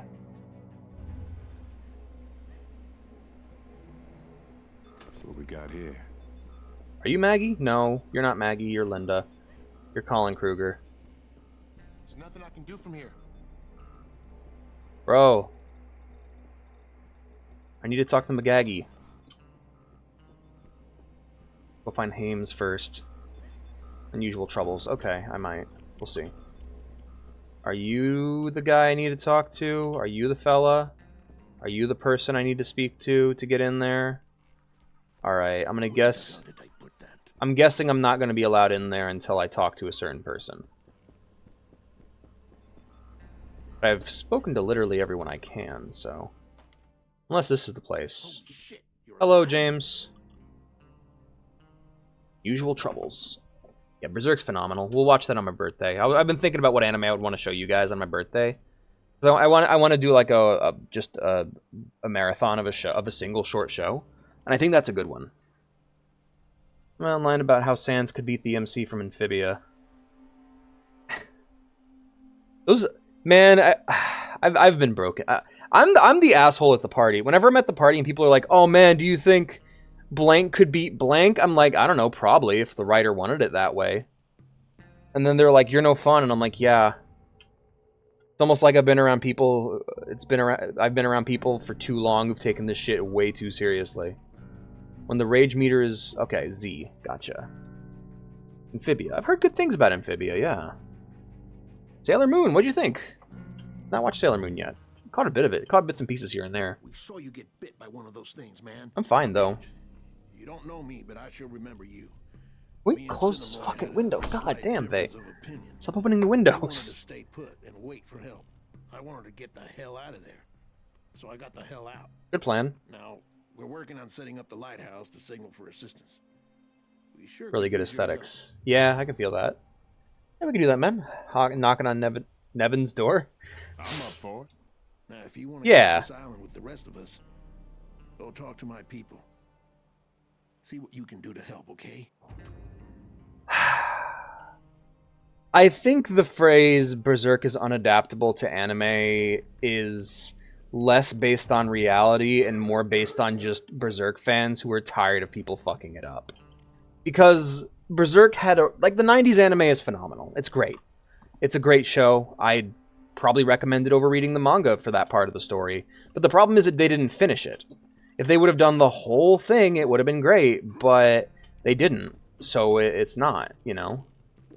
And on top of it, they fucked it up. They made the Game of Thrones mistake where they forgot about the parts of the story that mattered most.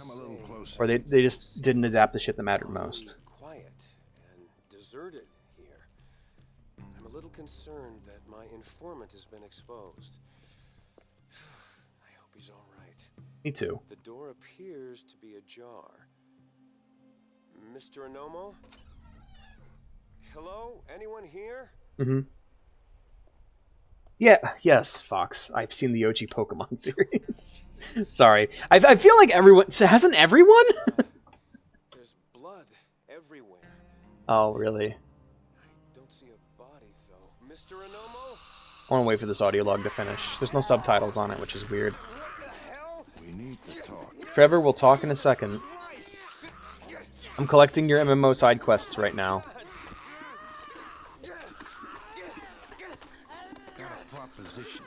Really? Do you, Trevor? Whoever that was, I think I just killed her. Bashed her head in with a fucking you lamp. might be interested in. Alright, Ghost. I'm sorry to hear that. I want to follow up on what you said, but this fucking audio log is taking forever! And also, it's not interesting. This game's got a tone problem. My god, I don't care! Hurry up! Thank you. I was gonna say, Ghost, that's something that I feel like disgruntled Berserk fans say just because they're tired. But, like, I feel like Berserk could be done well and done well in 3D. They just have to try. If you want to get a good example of, like, really, really good-looking 3D shows, look up Dorohedoro, I think it's called? Land of the Lustrous, Attack on Titan. Most of Attack on Titan's in 3D. It's done so well that you can't tell. Got a proposition. If they were to create Berserk with the same level of quality that Attack on Titan has, in terms of pure aesthetics, like, dude, it'd be great. But no studio has done that because they're fucking cowards. Durarara is great too, but it's like, it's a different thing. Cinemoy and his crew, we're not content to sit in our butts and hope that help's on its way. Durarara is fucking awesome, though. Farther up the coast, there's a couple shipwrecks. The result of that monsoon that came through. I'm thinking they might have supplies, including. Wait, what's the GS ball plot? You gotta tell me more about that. Finally does get here, like maybe the military. We need a way to let them know where we are. Just a little salvage work. Sure, man. Yeah, I'm accepting everything anyone wants me to do. I need XP. And when the help finally does get here, and we get their attention, I guarantee a first spot on the chopper. The problem is the way that 3D is being used for Berserk is lazy. It's not being used actually for the benefit of the show because the show would look automatically better in 3D. They're using it because these are studios that do not have the budget to do what Berserk does in 3D. Or in 2D. It's done like pure...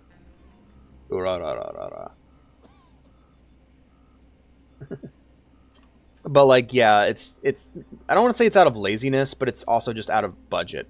A lot of it's just like they don't have the money to make. They don't have the money to make Attack on Titan Berserk.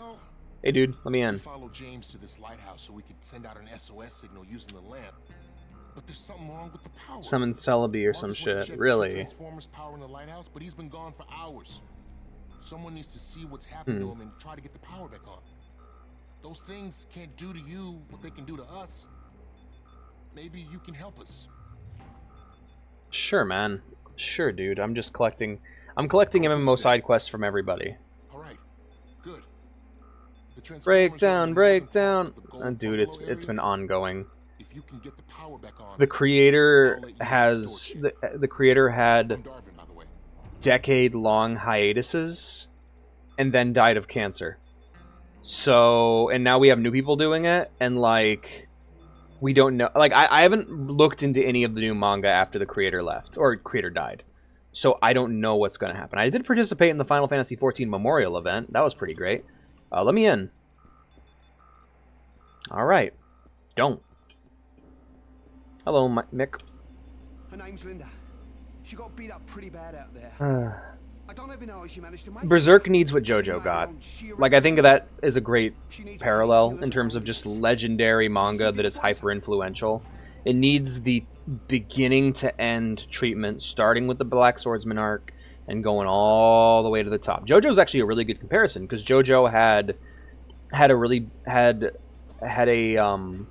an anime that was really good, but kind of misleading, and also adapted the story, like, adapted a later arc, or just adapted the most popular arc, you know? In the case of the, in the case of, the old Stardust Crusaders OVA. Yeah, the OVA is fucking sick. It's not accurate at all, but it's got some really good shit in there, and it's got a really creepy horror atmosphere that Stardust Crusaders doesn't quite have. But I love it. But if that was all we had, that'd be fucking depressing. And that's where Berserk fans are. Where you have the really great 90s anime, and then you have those 3 movies, and then you have the bad 2016 anime, and that's all you get. Said they were making an emergency landing near the edge of the jungle. Just perpetually mishandled. With them after that, but if they landed that plane Now we're it's a JoJo / Berserk conversation. It's basically explaining the situation with JoJo anime and how, like, Berserk, or the Berserk manga to anime situation, why it's the reason why people say it's never going to get adapted or impossible to adapt, because it's not impossible to adapt. You just need to do it, you know. It's like has the Star Platinum voice crack. I love Dio's voice actor. I actually prefer the OVA version of the final fight between Dio and Jotaro. But like, yeah, for real. Hey, that plane might be our ticket out. Just, it's been badly handled. We just need a studio that gives the same amount of love to Berserk that David Productions gave to JoJo, and that pretty much sums it up. Just, you gotta do it. You gotta do it right. Darvin, I need to get through here, dude. Door to Darvin. But they won't. Yeah, they could also just do what they did in the original anime. Fans are currently working on a project, and what's up, hon? I'd love a milkshake. That sounds great. Fans are doing their own project right now, and I really want to see how that turns out, but we don't know. We won't know until it's out, and like, ideally, bro, Dave would be making JoJo's all by himself. Oh, I want to get inside the Lighthouse Warehouse.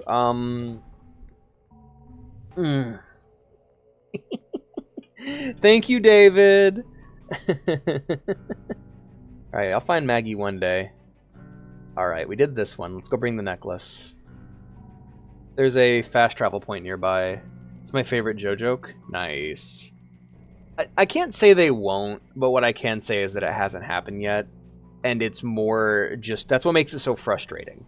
Is you're watching as all these other manga, like, new manga comes out, and it just came out, and it already has an adaptation. Like, Chainsaw Man just came out. Jujutsu Kaisen just came out, and it already has adaptations. Meanwhile, Berserk's been going since the late 80s. And it only has one good adaptation, but it's only 25 episodes, and they just didn't fucking finish it. And it's frustrating, because you're watching all these new shows come out and get adapted, but the Lord of the Rings of Japan, which is what I'm just going to call it, Berserk is the Lord of the Rings of Japan, just won't get the fucking love it deserves. It'd be as crazy as if, like, Dragon Ball didn't get a fucking anime adaptation. Like, all we had was, like, a single arc from Dragon Ball, or a single arc from Z. Like, we had the Saiyan Saga, and we had Dragon Ball Evolution, and that's it. That's the state. Like, Berserk's handling is fucking ridiculous and, like, borderline offensive, and how badly it's been handled. Arena lobby. What the fuck? What? Really? There's no fast travel point to the location I was just at? just that one guy, right? It's just it's frankly fucking embarrassing. And anyone who's God, share the mutual shame that you're basically failing worse than the people who worked on the old Lord of the Rings movies. But then again, Lord of the Rings is in the same boat. We had the Rankin Bass Hobbit movies. We had the Rankin Bass Lord of the Rings. We had Return of the King. I guess it's pretty similar, actually. I guess Japan is handling their Lord of the Rings about as poorly as we handled ours for the longest time. What's this cat ranting about? He's mentioned Lord of the Rings now? What's going on? Weren't we talking about anime? Yeah, it's the point of comparison is that Berserk deserves way fucking better. Like, when the most popular games coming out of Japan today, like Monster Hunter and fucking Dark Souls and Final Fantasy XIV, are like super heavily influenced by Berserk, you need to fucking handle your you need to be better to your national treasure. You need to take better care of your national treasure.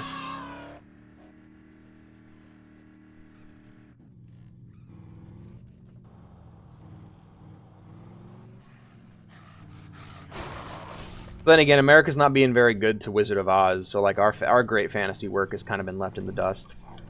So I don't know.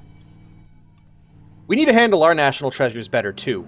There's no reason why why shouldn't we have all of Wizard of Oz adapted in the same style as Return of the King?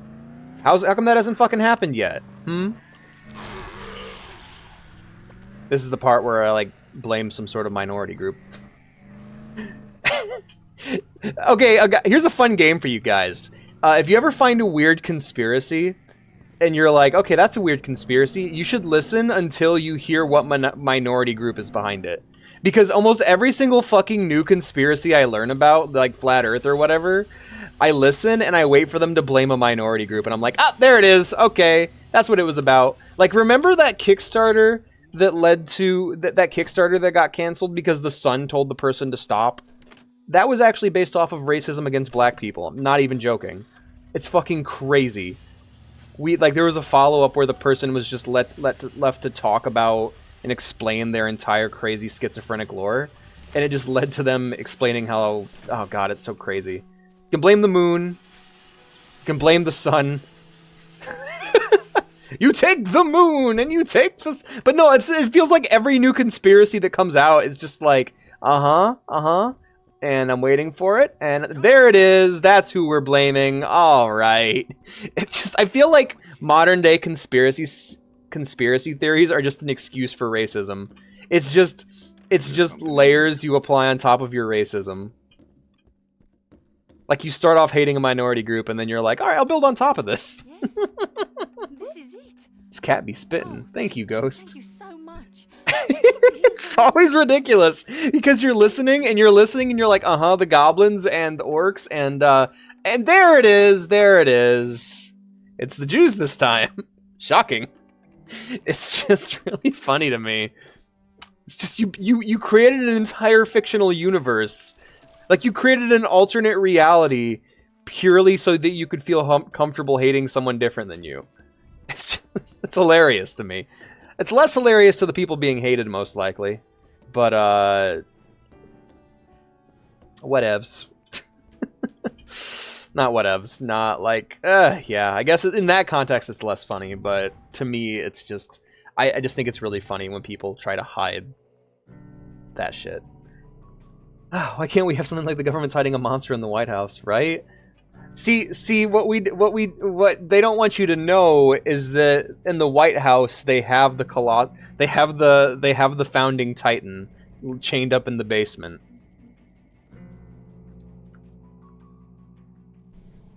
Little did you know the White House was sheltering the Attack Titan all along. They have the coordinate.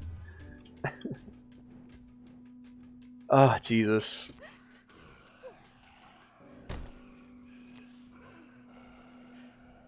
We were watching The Great Gatsby recently, and I was just like, I kept just trying to do an impression of Leonardo DiCaprio's voice in that, and I was just like, well, old sport, are you aware of the founding Titan, old sport?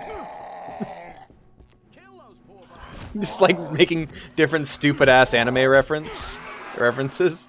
Well, old sport, have I introduced you to my stand yet? Oh god, it's terrible. Founding fathers were fighting against the Titans.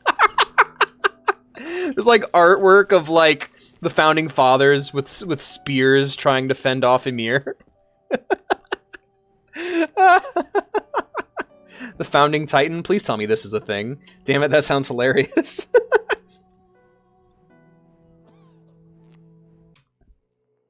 Well, old sport, I bought this notebook a while ago. It's called a Death Note. My buddy here, Ryuk. No! Oh wait, you're freeing me. Yay! Am free. Free her. I forgot to hit recording. Damn it. He's gonna have to download the VOD tonight. What a hey. Hey, Jack. Good on you, mate. Now let me get to work. All right, Yuri. All the equipment's trashed or gone. Thanks for the money. Have more quests for me? Disaster. Nothing here at all, is there? Had enough of ignoring it. We need to think of another way. Will you help me? I need you to locate an ambulance or one of the lifeguard That'd be fun. vehicles. Inside, you'll find a paramedic bag with all the necessary equipment in it. I'm pretty sure I saw one by the Diamond Bungalows. Yep. Without your help, we'd all be 6 feet under by now. Urban fantasy is like really underdone. We need more like good urban fantasy stories. We need more things like Fables, also known as The Wolf Among Us. Because like a lot of urban fantasy nowadays, at least, is not great in terms of what's popular. I mean, you get some good ones like Sandman. Sandman's really good, but Sandman's kind of like everything fantasy. It's its own thing, you know. And I don't mean the show, I mean the comic / audio drama, which is fucking phenomenal, I might add.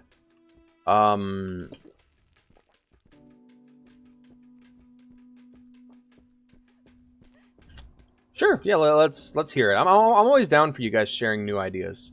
Want to encourage everyone to share your cool ideas so that we can, you know, talk about them, hash out the details and such. Let me check my quests log. Alright, that one is one I can't do yet. So I'll do Family Matters. Look for Kelly's husband, a concierge named William at the Diamond Bungalows. Alright, man. Sounds good. Let's get in my car. Do you like my car? My car.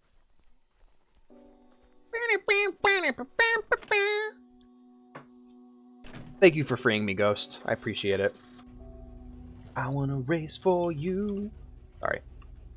I need to watch Initial D. Does the US got any other monsters than just Bigfoot and Mothman, or is it just those two? Oh no, we got it. We got a lot. We got a lot of cryptids. We got the Lakewoods monster.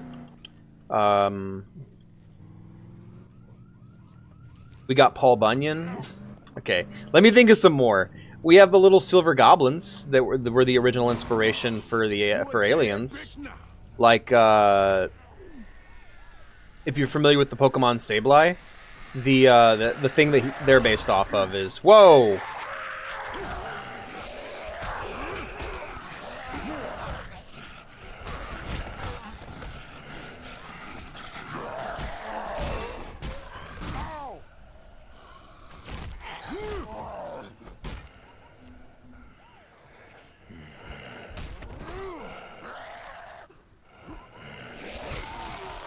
Damn, that was scary as hell.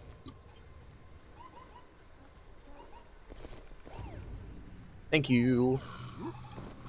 Whoa, shit. Hey, buddy.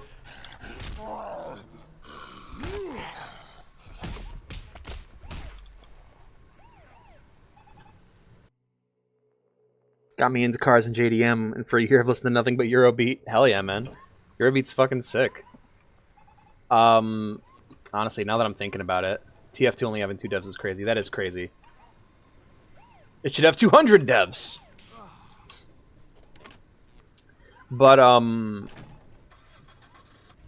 yeah, honestly, I'm trying to think of more American cryptids. I guess if you want to dive into, we have Skinwalkers. And then we also have the Wendigo, but that's kind of Canada's thing, you know? We got sewer alligators. Jojo used those, so I mean, it's pretty cool. All right, we'll go ahead and once we hit this road here, we'll head up.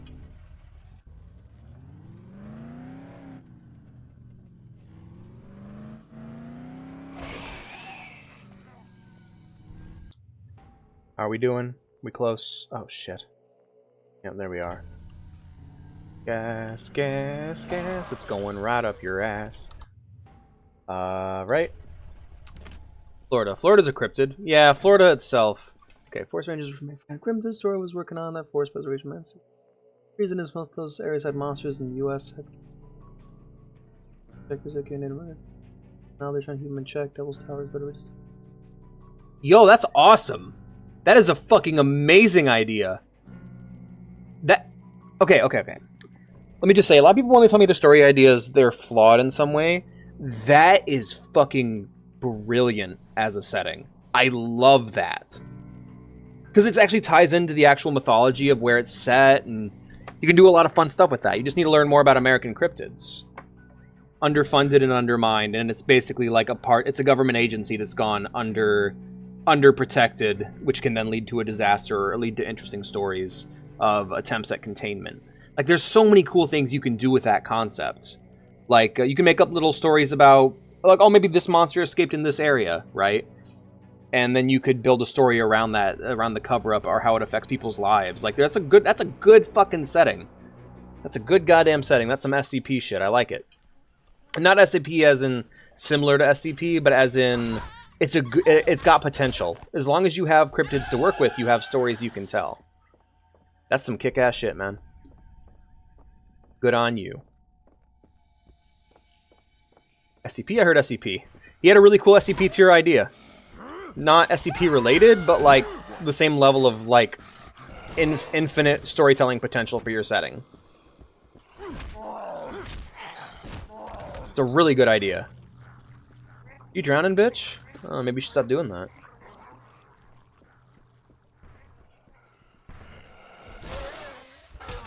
Alex meet-up pool party. Everyone's just at the pool and like Pantseep's struggling, and I'm like, "You drowning, bitch? Help! Like, I'm a cat. I can't do shit. I can't swim. What are you, crazy? You drowning? You drowning, boy?" I don't know. I just really like that. Just walking up to a pool cat. Me at my Sims. You drowning, bitch?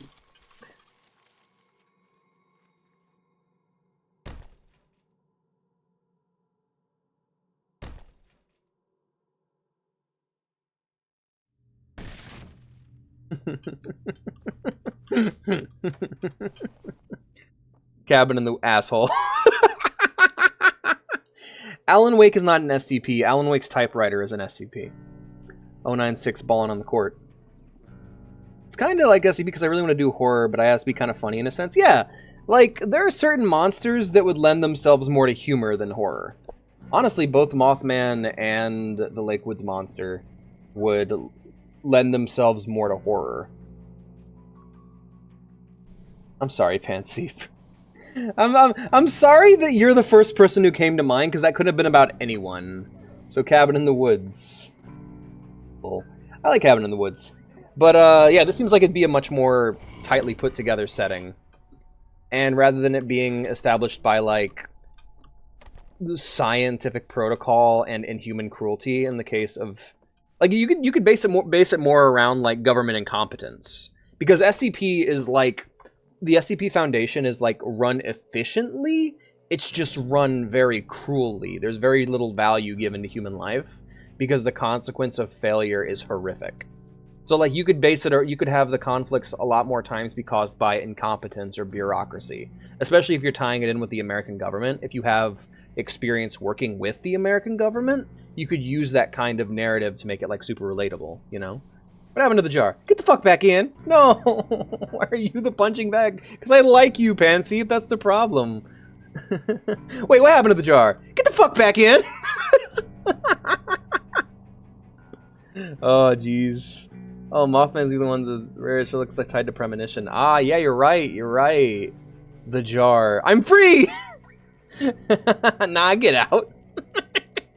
Jar Wars! No!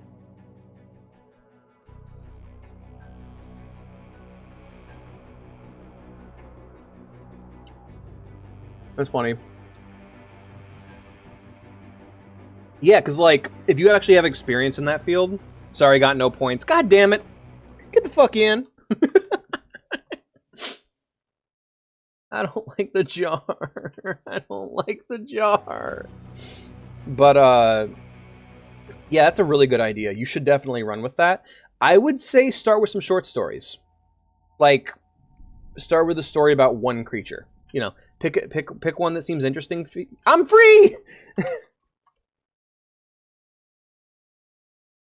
But yeah, pick a creature that interests you and make a story about him. Make your own little mini Twilight Zone episode about it, or whatever. Because that's how I'd want to read it.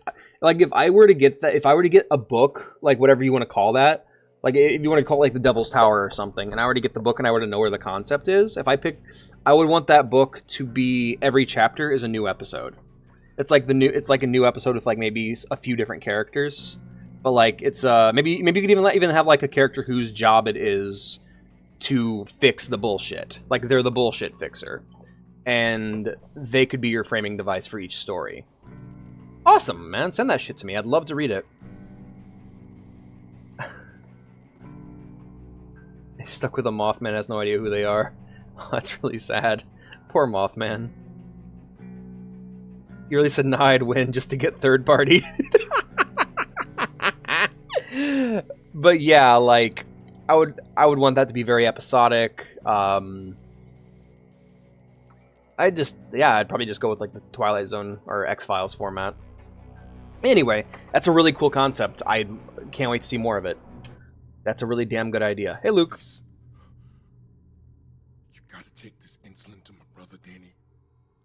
He needs it. He's in Bungalow 14. Please. All right, man. Okay, what the hell? Okay, what the hell?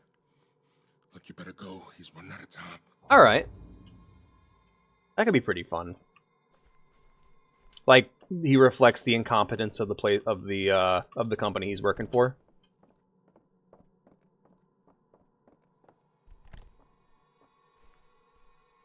Because like I would want like if you've seen like Twin Peaks, the kind of protagonist I would love to have for that story is like Dale Cooper, if you're familiar with him from Twin Peaks. Total weirdo. But like super charismatic weirdo is how I describe Dale Cooper from Twin Peaks. There we are. Quests. Too much sugar. Alright. Where we're going? Alright, let's get down to our car and we'll get moving.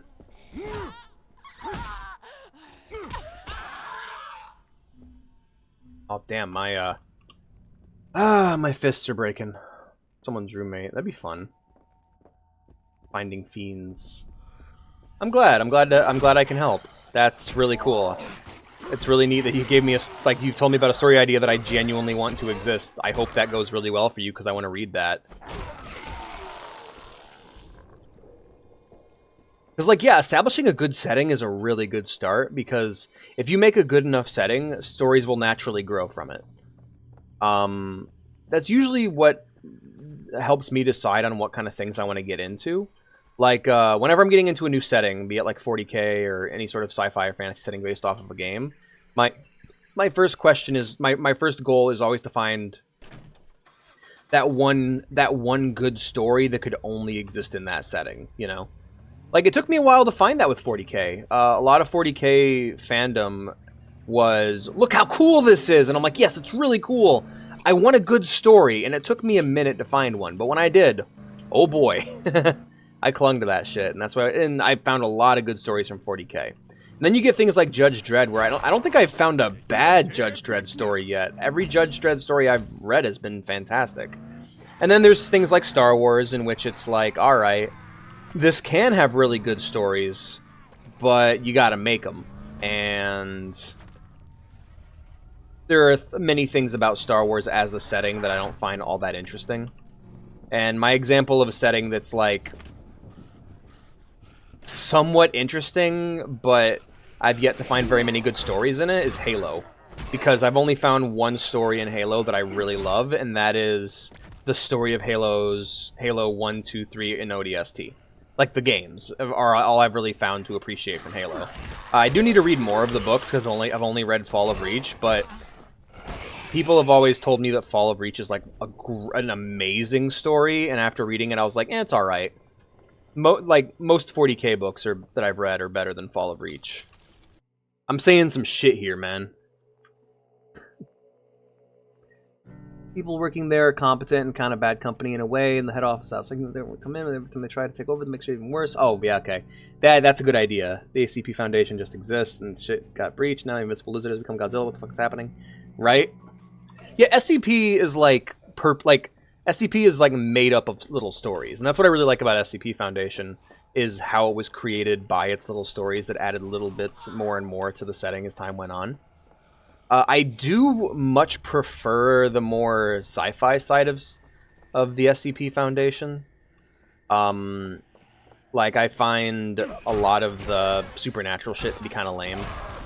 Getting better. I really like the really cool sci-fi shit. Or just the unexplainable eldritch horror, you know? Like, when day breaks, you can't really explain when day breaks scientifically, but boy is it fucking terrifying. The unexplainable's nice.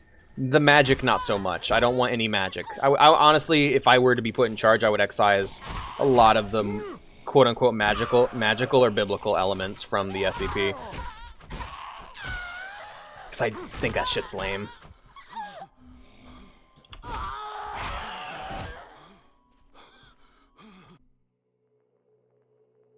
Day broke just like my book.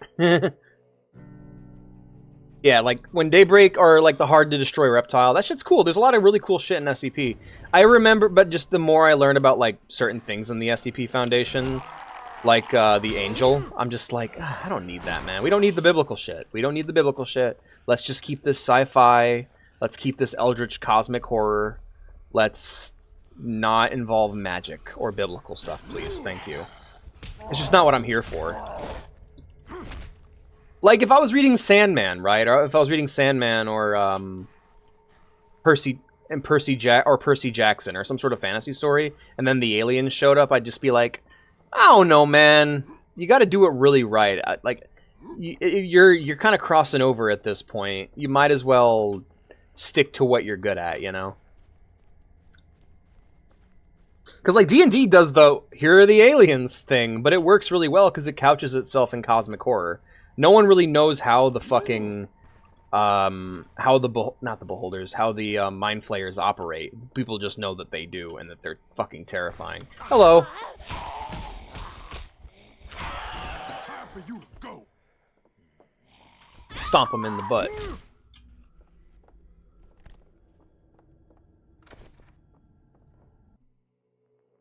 Scarlet King. I'm not really familiar with Scarlet King. Let me look up Scarlet King, because I bet you that's one big king, and that's the one big king in yellow. Scarlet King. Let's take a look. He's an ancient and evil god.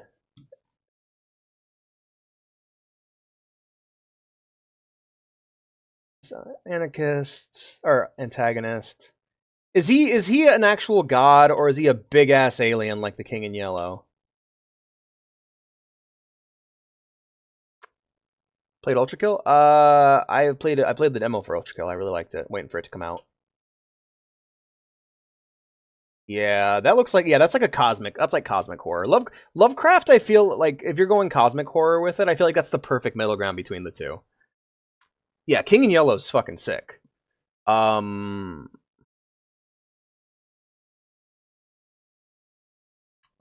Yeah.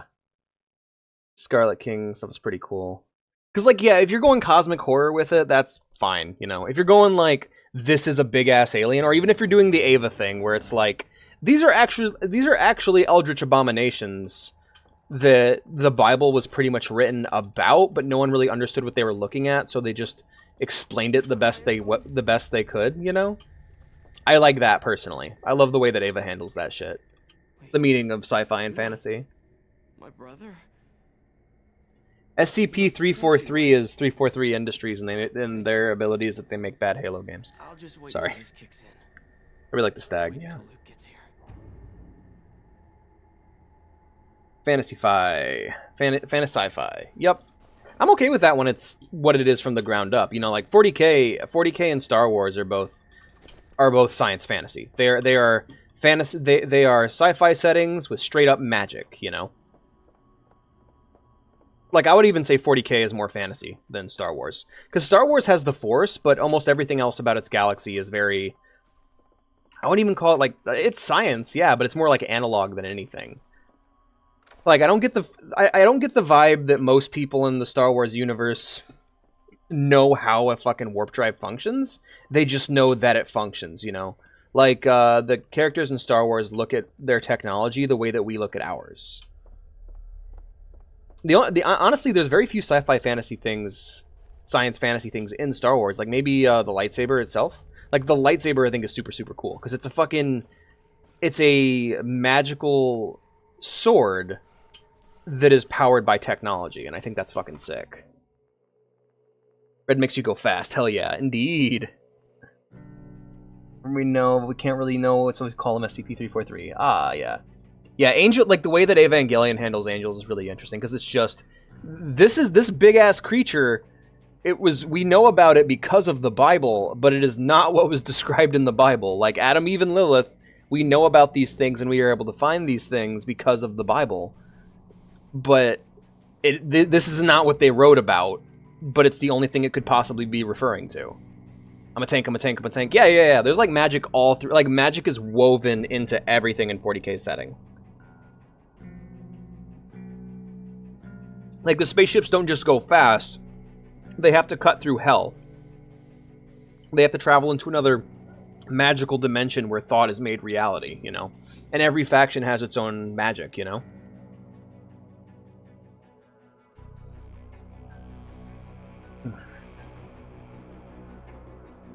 I'm not familiar with Bigfoot and SCP. Laylo was badass with the Sea of Dirac and copying Shinji's voice when contacting him. What are you talking about, Fox? I'm not familiar. Because you're scaring me. Because Leliel! Okay, that's an angel. Leliel's an angel. And copying Shinji's voice when contacting him. Yes. The ball angel. Yes, your profile picture. Sorry, I don't know all the angel names. I know Sachiel and Ramiel, and that's pretty much it. Thank you. Sorry, it took me a second. It's like, what are you talking about? Yes, so if you're familiar with nether portals in Minecraft, how you can use a nether portal to get to a place quicker by passing through them? Heart of Titania. Okay. The way you had it on your avatar. Yes, I'm sorry. I forgot that angel was called Eliel. But basically, the way that nether portals work in Minecraft, where you can use 2 nether portals to cross a great distance way faster, you can do that. That's the way space travel works in 40K, is they open up a portal into the warp, and then they travel through it, and it's way faster because it covers a much greater distance shorter. Similar to the way nether portals work in Minecraft, but in 40K, it's on the galactic scale. His shadow is actually his body. Right, yeah, because they sink into it.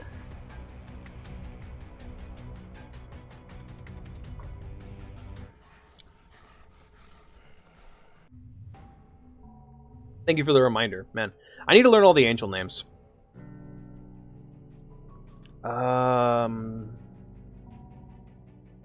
You know, what do we got going on here? More resistant damage, killing enemies, receiving damage, gain rage, reduces blunt. I'm gonna go ahead and just grab this next one here. Like being able to regen health is gonna be really useful. Don't like it? I mean, I don't know, tying in real world mythology into it's not a bad idea. As long as it's like being converted. It's like if it's just a picture of real life Bigfoot, that's kind of lame. But if it's like, here's our take on Bigfoot, you know? It's like, here's our explanation for Bigfoot in our own setting. Not a bad idea. Quests. What do we got going on here? We got the Lost. Honestly, my problem with SCP is at the end of the day, to me, SCP is that fucking scary website I went into it that I started reading at school that I thought I was going to get in trouble for being on. Like, I was on the SCP wiki at school one day, and I thought like government agents were going to come show up and take me away because I thought I had found something genuinely real. Like, that was, to me that is like peak SCP experience. And the problem is it's way bigger than that now. It's like a franchise, you know? I'm kind of in love with that original format. We got some more quests here. Holy shit, that's fix the Transformers powering the yada yada. What am I doing right now? Family Matters. We gotta look for... Alright, we're looking for this one. Kelly's husband. Okay. Well, we'll get around to those other quests later.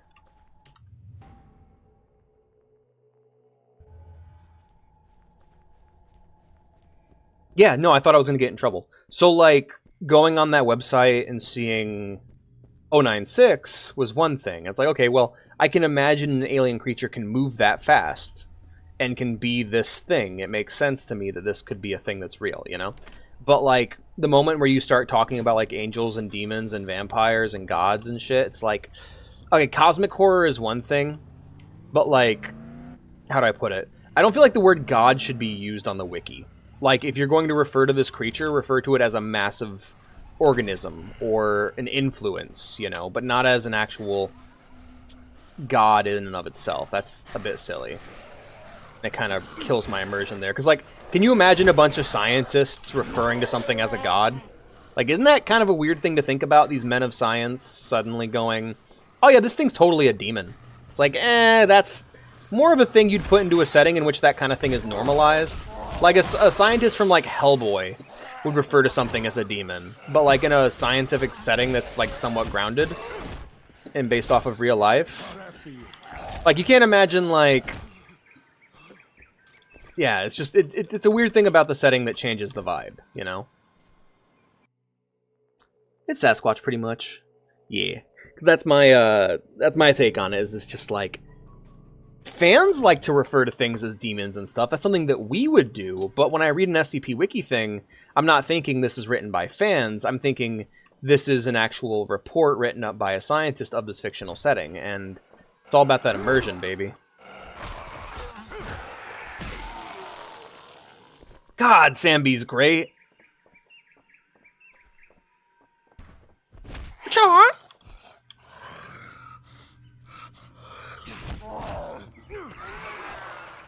Hell yeah. What the fuck is a god then? Yeah, yeah. The idea is just like I mean, if it's a big one, you just go, it's like a big organism, or it's a big entity. It's a force, or a signature, you know. An anomaly. An anomaly would be a good way to refer to it. Basically, you would refer less to the being itself and more to the effect of its being. You would refer to the effect it has on the environment around it. That'd be something more of a scientist would do. They wouldn't be so quick to identify the organism. There are many gods, yeah. I'm safe in here. The monsters can't get me. I'm so thirsty. Well, bitch, there's energy drinks everywhere. I just drank all your monsters. You're about to drink another one. Oh no, that's a note. I'm really dehydrated. You don't want to pass up anything useful. It's the things you don't do that do the heavy lifting. Yes, indeed. Extraterrestrial, exactly. Or superorganism, or force. Like, even force, I would go so far as to describe something to be difficult. Instead of describing what is there, describe strange anomalies that are happening in this one part. And it's like, oh, we think this is most likely one SCP. We don't know. All we know is that we can't secure it, we can't contain it. All we can really do is monitor whatever it is, and we don't know what it is, but here's what it can do. And the feeling of godliness is something that should wash over the reader as they're reading, but rather, yeah, I can't leave without talking SCPs, yeah. Like, the feeling of God is never something that should be written, but it's the vibe you should get by reading it, you know?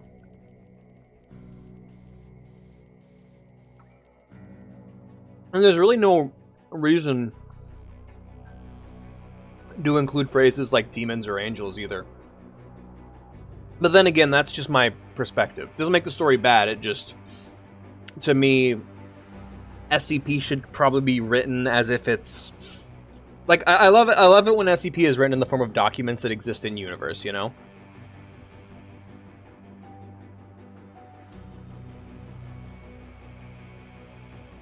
Because like an excited writer, an excited fan who's contributing to the fandom would be like, oh yeah, this thing's a god, it's really big, it's got laser eyes, and it's like, alright, well, maybe don't say it as laser eyes, but explain what that looks like. How would they observe that? How would they monitor that, you know? I feel dizzy and a little nauseous. My heart Yeah. is pounding, please. I haven't had anything to drink for quite a while. If you bring me some water, I'll give you whatever I have. Acquire water. I can just do this one right now. I already have water. Let's go. Yep. Yep. Oh, thank God. Thank you. In fact, a lot of SCP pages, or several SCP pages, not a lot of them, should just have no images, no descriptions of appearance, just go, hey, we found this thing. My muscles are starting to We weren't able to contain it. We just know that it was here. Here's what it did. We're identifying it with this code name and this number. There's no pictures. There's no identification. It's just, here is what it did.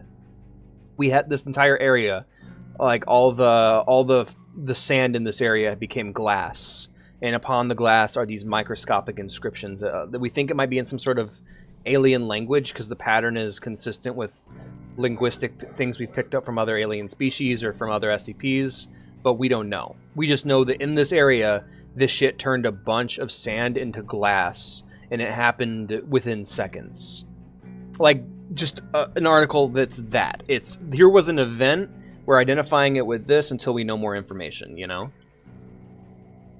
Yeah. Or, when monitoring the SCP, when monitoring the creature, scientists had to take breaks, several of which had anxiety attacks or would begin bleeding from the noses and ears. We took them in for medical. We sent them in to be monitored and observed. However, we could find no internal damage. Just things like that help, that are just little mysteries and little sprinkles you put in there, you know? Alien translators, but more just like weird, unexplained shit. I just made all that up off the top of my head. It's actually based off of a 40k storyline that I've been reading. Regardless. But yeah, like even if you are dealing with what would functionally be a god, you would want to not use that language, and also keep the language consistent with the Foundation, you know? It's like how in 40k, like a good example of the flip of it is 40k. 40k is fantasy top to bottom, but in 40k they will find ancient technology that purely works on science, and they will describe the technology as holy or mystical, or holy or mystical or magical, because they don't know how it works, you know? Like, even saying, like, acquiring unexpected powers, you just go, like, it has the capacity to do this, you know?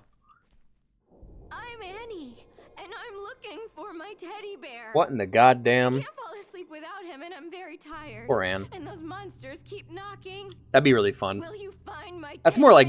I love that kind of shit, though, man. It's really fun. I'ma try. The last time I saw him, he was in our bungalow. Number 15, where I live with my sister Jenny. Number 15. Remember, his name is Teddy. Tell him Annie sent you, and I'm sure he'll go with you. He's a brave teddy bear. Oh, yeah, no problem, man. Thanks for stopping by. And to be fair, I'm not a huge SCP fan. My experience with SCP comes from Containment Breach, and it comes from reading the SCP Wiki in, like, the 7th grade. So, or... more like the 10th grade, yeah. In the 10th grade. So, if I say something that seems completely out of nowhere about the SCP, or like I'm totally wrong about something, I probably am. because I haven't read that shit in, I think, it's 2024 now? 10 years. So, there's that. I'll need to get back into it sometime. Maybe I should just do a stream where I just read off the wiki. Nectar of Light. Okay, that's a continuous event. Good. Find Anne's teddy bear. Okay. Is it marked on my map? It is. Yippee. It's March already. Damn. And Spears of Fen, I call it magic because I wouldn't be able to explain that. Yeah, exactly. There'd be... I love the part where SCP says it's snap in time and then snapped all over the place. Oh my goodness.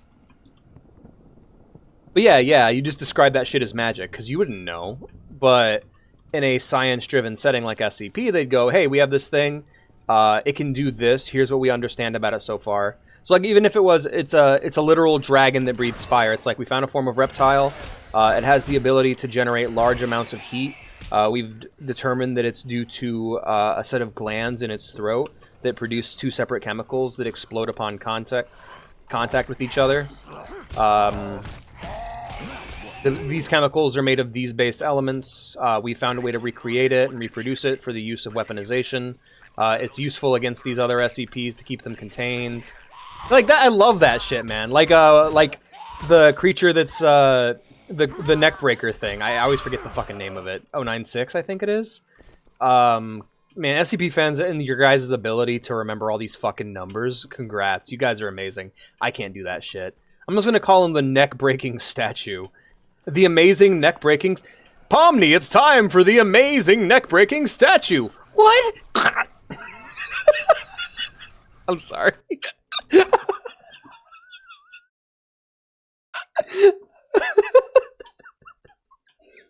That's not funny.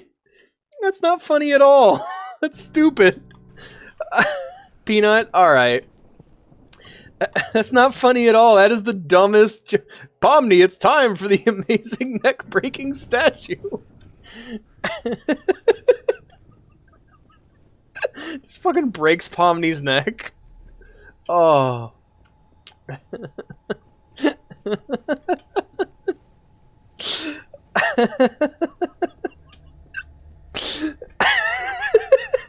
But yeah, I love how they describe, not only do they describe the creature, they describe what it could be made of, they describe the tests they've done, they describe how they undergo the tests, protocol for handling the creature, just really cool shit like that that makes the setting feel real.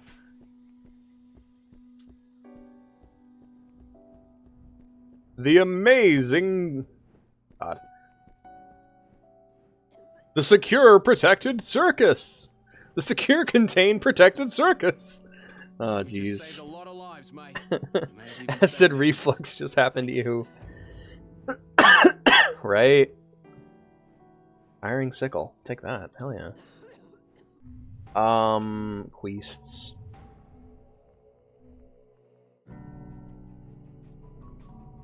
What in the amazing digital fuck? Did I make you laugh, Pansy, with my stupid-ass Pomni joke?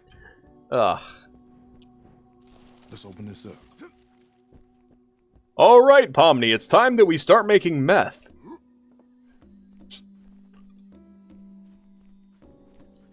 Here be dragons, because it says on the box, here be dragons, and that's what came out. Origami dragons, so dragons, I'm fine with this one. Hey guys, what movie was I referencing when I described the dragon? I want to see how many of you got that. What movie was I referencing with the dragon, with the way that I described the dragon organs functioning? Anyone who answers correctly gets a cookie. When I described the dragon's work by having two separate liquids that mix together to create an explosion, basically the way that they breathe fire, the way that the SCP dragon I'm describing breathes fire, is that it has two glands that produce two different liquids. There are two different chemicals in their bodies, and once they mix, they combust. And then they can just breathe out, and that creates fire. What movie is that from? It's from a specific movie.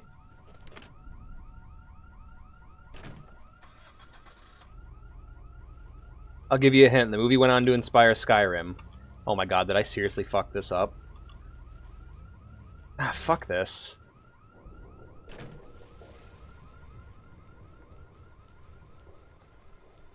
The Amazing Dead Pomni. Anyway.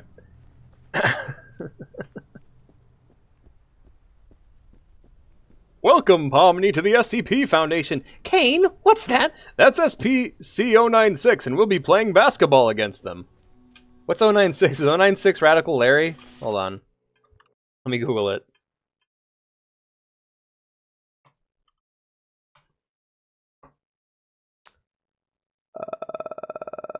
Yep. Radical Larry. Fuck yeah. Nailed it.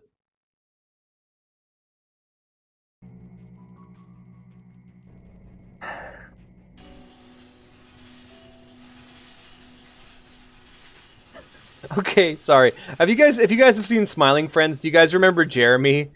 His fucking hellish roommate that just goes woo in his face. I just imagined like Pomni looking at 096, but 096 is just going woo in her face. Radical Larry is his new name. That's what Markiplier called him in his SCP Containment Breach LP, so that's what I call him. I'll be honest, it was really funny because I learned about SCP and was like scared of it for a while. I didn't tell any of my friends because I was scared I was gonna get like I was scared that like Agent Smith was gonna come get me. But then I saw Markiplier play and I'm like, oh, this is a fictional thing. Okay. SCP-3883. Okay.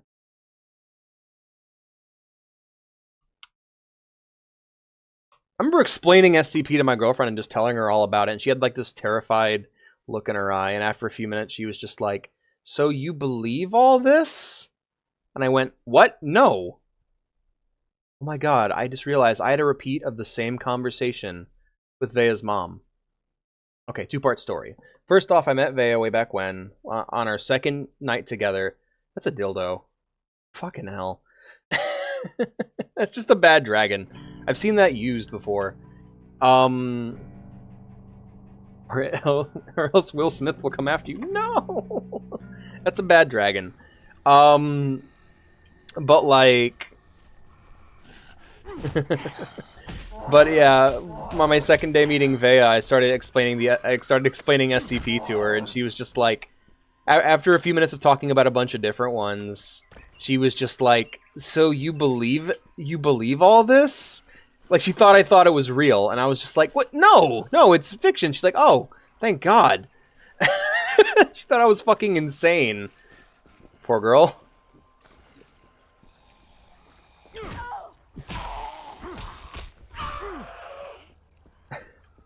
What's funny is I actually had a very similar... conversation with Vea's mom recently. Because Vea's mom shows up and she asks Vea offhand, like, hey, do you know what Nephilim are? And Vea's like, no. And I'm like, I do. And I explained everything. And I started talking about, like, the descendants of Cain and how that led to vampires and how Cain and Abel did all this. And she's like, wow. And so you believe all this? And I'm like, no. I just find mythology to be fucking fascinating. Do you guys know the story of Cain and Abel in relation to vampires? Because I got one. Mucho dinero. He came down with whatever this infection is and paid me what he owes me in exactly his first priority. Kinda? Alright, I can kinda lay it out. Not much. Alright. But I need the key to get in there. It's not like the poor hijo de puta needs it anymore. Hey, listen, if you get me the key, we'll split the cash. Deal? Sounds good. I'll tell you the story. Yeah, pretty much. Good, listen, he's hard to miss, very tall. And I'm pretty sure I saw him at the bar. Get back here as soon as you have the key, alright? Alright. So, here's what happened. So, basically, descendants of Adam and Eve, Cain and Abel, are... both of them are living their lives, doing their own thing, very close to God, right? And, Abel, he is a shepherd. He has sheep. He has goats, got cows and stuff. He's like a cattle farmer. That's Abel. Meanwhile, Cain, on the other hand, is a gardener. He has crops. He's got veggies, right? Well, both of them would make offerings to God. They were going to make offerings to God. Abel made an offering of meat, of lamb, of just a delicious, delicious meat, right? And Cain made an offering of vegetables, because that's what he was. He was a vegetable farmer. God preferred the lamb. He preferred the lamb. He preferred the meat. He liked that better. And Cain got really, really pissed. He got into an argument with his brother, and the argument was so intense it got physical. And Cain caved his brother's head in with a rock, and became the first murderer. And God saw this, and he's like, "You bastard! I'm gonna curse you. I'm cursing you. I'm cursing your bloodline. I'm cursing you to always have to basically cursing the blood of Cain and the offspring of Cain to be forced to kill each other to survive in perpetuity." Now that could lead to war, that could lead to strife, but it also led to vampirism. It also led to certain offspring of Cain being forced to consume the flesh of humans to survive, cursing them. And as time went on, those sons and daughters of Cain who had that curse would breed, they would pass on their curse to other people through the bite, and eventually those people would evolve from cannibalistic monsters into vampires. And there you go. That's how we got vampires. The OG Dio, right? Whose insides are bigger than the insides? It is. It's bitch. Yeah, so God, the OG Dio, right? Right? I reject my humanity, Abel. Smash.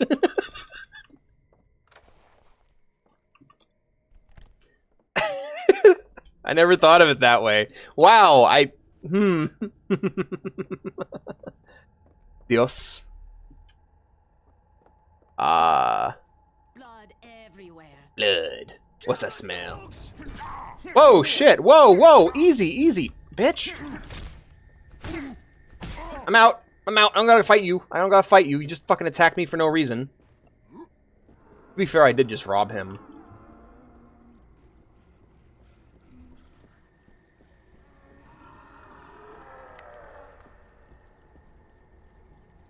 The amazing. Really? Did not know it was always plural. That's interesting. We good? Soaking into everything. That's good. I can take it. I'm out. Oh god. Oh crap. Not still after me. Thank God. The amazing Dio Circus. Guy come in and became a chess piece. Yeah, so that's why we have vampires, because God's a picky eater.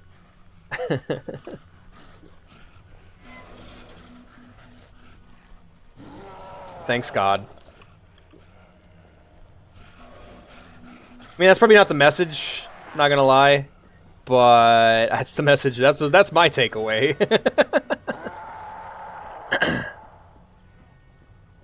Dio, okay. Giorno Giovanna. Giovannia. Am I going the right way? Honestly, at this point, I'm just hoping for the best. Energy drink, thank you. Quest am I doing? Hold on. Quests. So I wanted to get the bear. Family Matters. Ellie Husband, Toy Story, bring the teddy bear back to Annie. That's what I'm doing. Okay. Buongiorno. He has a dream. I mean, he's no Bruno, but I mean, he's pretty good. Bruno walked in with the bin full of gin. Bruno says he likes cocaine. Why did he tell us? Doing coke he goes insane. That's so fucking stupid. Why is that so funny to me? Oh boy. That's the explanation that Vampire the Masquerade uses, by the way, for their vampires. Is that all the vampires are descended from Cain, the first murderer, and as time goes on, the bloodlines get thinner and thinner, leading eventually to just Thin Bloods, which are like the worst vampire, because it's basically all of the drawbacks, none of the benefits. It just sucks. You don't get any of like the superpowers or anything. You just, or the magic. You're just fucking stuck as a somebody who needs. You're just a human that needs to drink blood and can't go outside during the day. It just sucks. It's just bad.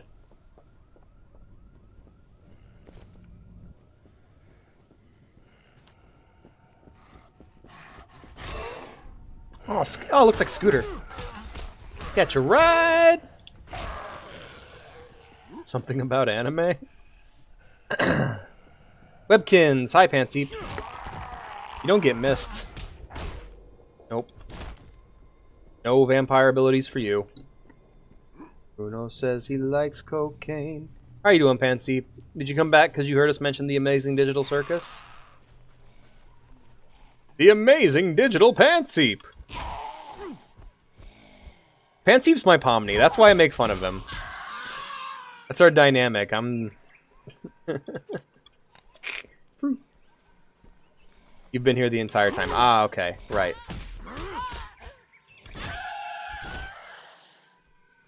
Okay, we stopped with SCP, time to sleep. Yeah, Blue Wolf, you can't stay up forever. You gotta sleep eventually. I'm only gonna be going for a few more hours. Damn, I need that. Hold on, let's drop some shit. You don't need this. Drop that. There we go. Alright, then I'll grab the hammer. Bruno says he likes cocaine. Why did he tell us? Doing coke, he goes insane.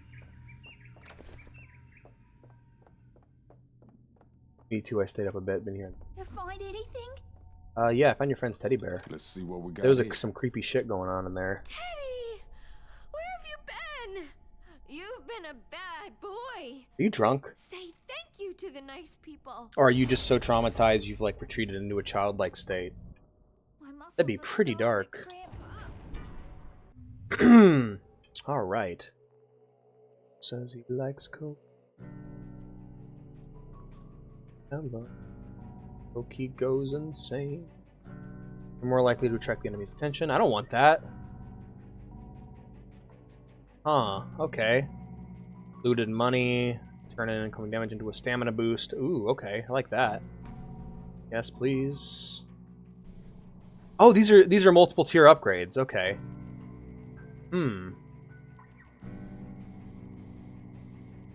Lobotomy Kaizen. Ah, okay. Where? Energy drinks, thank you.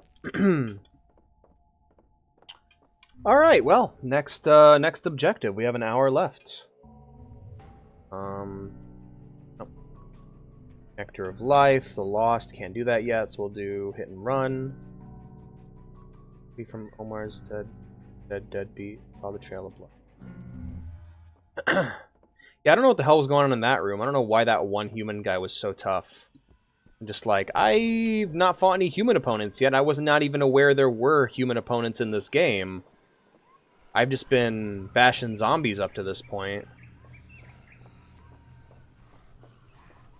It was really funny playing this the first time, because I remember like my friends would talk about it, and I'm just like, what is Dead Island? What's it like? And they're like, it's like Dead Rising. And now that I've played a bit of this, and a little bit of Dead Rising, they're not very alike at all, but I get it. Because, like, how else would you describe this other than, like...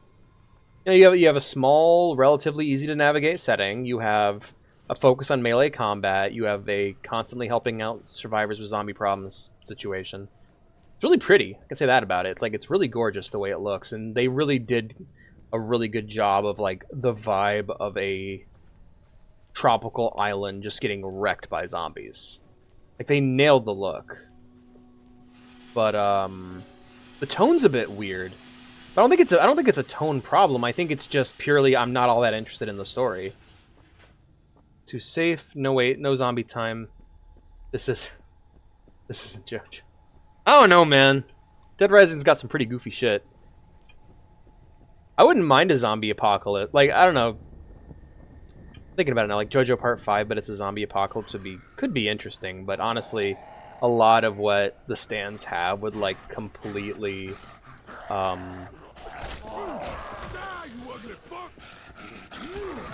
lot of like stands would completely trivialize any sort of like basic human conflict like that. One of the things I actually really like about Attack on Titan is because there comes to a point in the story where like tanks start like there's tanks and there's like howitzers and shit and just like basic World War I level technology, and the Titans don't stand a fucking chance. Like against like a World War I era cannon, Titans are just ruined because they're made of flesh. They're utterly useless in a modern setting. Fugo would be the reason the zombies exist. Oh my god, yeah, the fucking Purple Haze. Oh god, what the fuck would happen to Purple Haze if it got with the arrow? What, is that what would happen if you stuck Purple Haze with the arrow?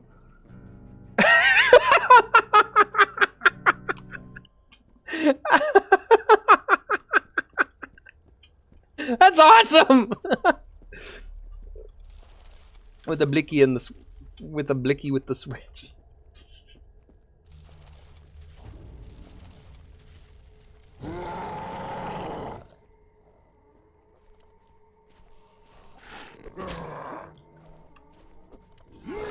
Oh shit.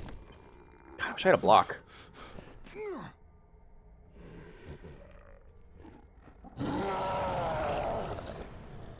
Oh wow, that was easy.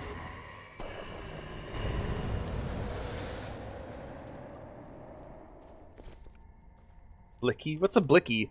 You creepy, right? But no, fucking.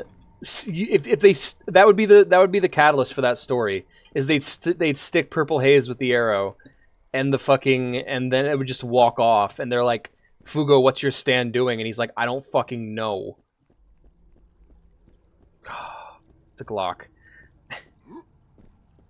Yeah, I don't know. A bullet could be really effective, but then again, they use like rockets against certain Titans. The problem isn't the velocity, it's the scale, you know? Like, a frag grenade against a Titan would be pretty useless. C4 against a Titan would be immensely useful. Dynamite would be useful too. And they basically do use dynamite at one point. I love this hammer, by the way. Ah, fuck! Oh, God. Bruno says he likes cocaine. Why did he tell us? Get up. Bitch. Oh. Ow. I lost my hammer. Oh, no, there it is. I like my hammer.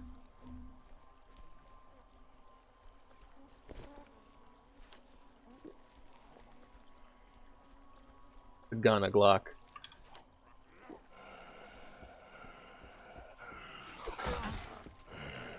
You know what's great about being a JoJo fan? What's great about being a JoJo / Attack on Titan fan is when someone goes like, "Oh,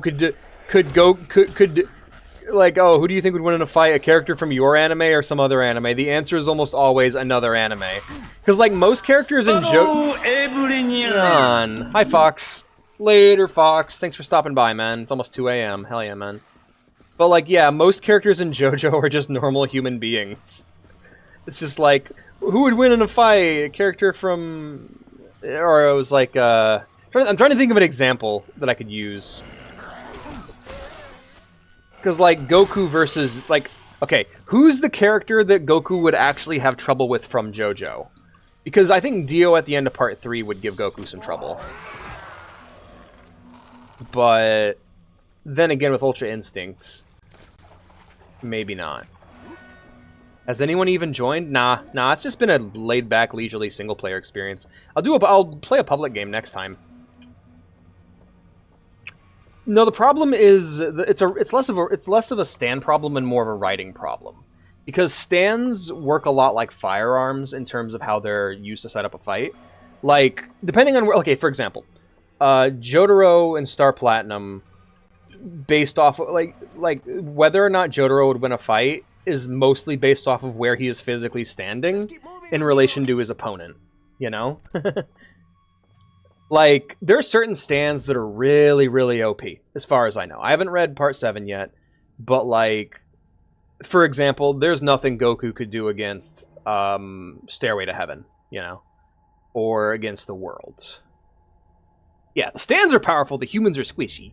Why was this chosen if no one's going to join? This was chosen because it's a cooperative game that people have the potential to join if they want, but for now I'm playing the video game, and it's fun, and I'll set up a public game next time.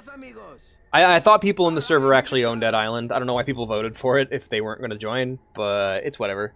Thanks for the money, Omar. Yeah, the stands are powerful, but the humans are squishy. Amigos, I hear there are more survivors at the lifeguard tower. The Titans are powerful, but the humans are squishy. If you do, I'll give you this Very weapon. squishy. Promise. One shot takes down a mob of those pendejos. Oh yeah, man. Alright, help Omar get to the lifeguard tower. Now? Ah, crap. Alright, we'll do it. Gracias. We better go, huh? Alright, Omar.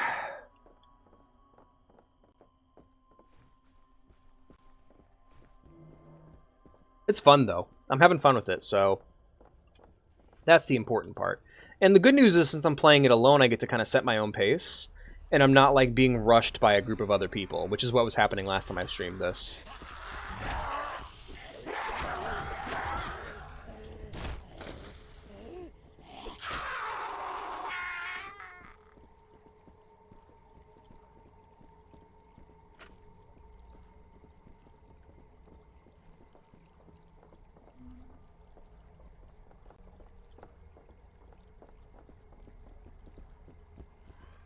It was our wedding day.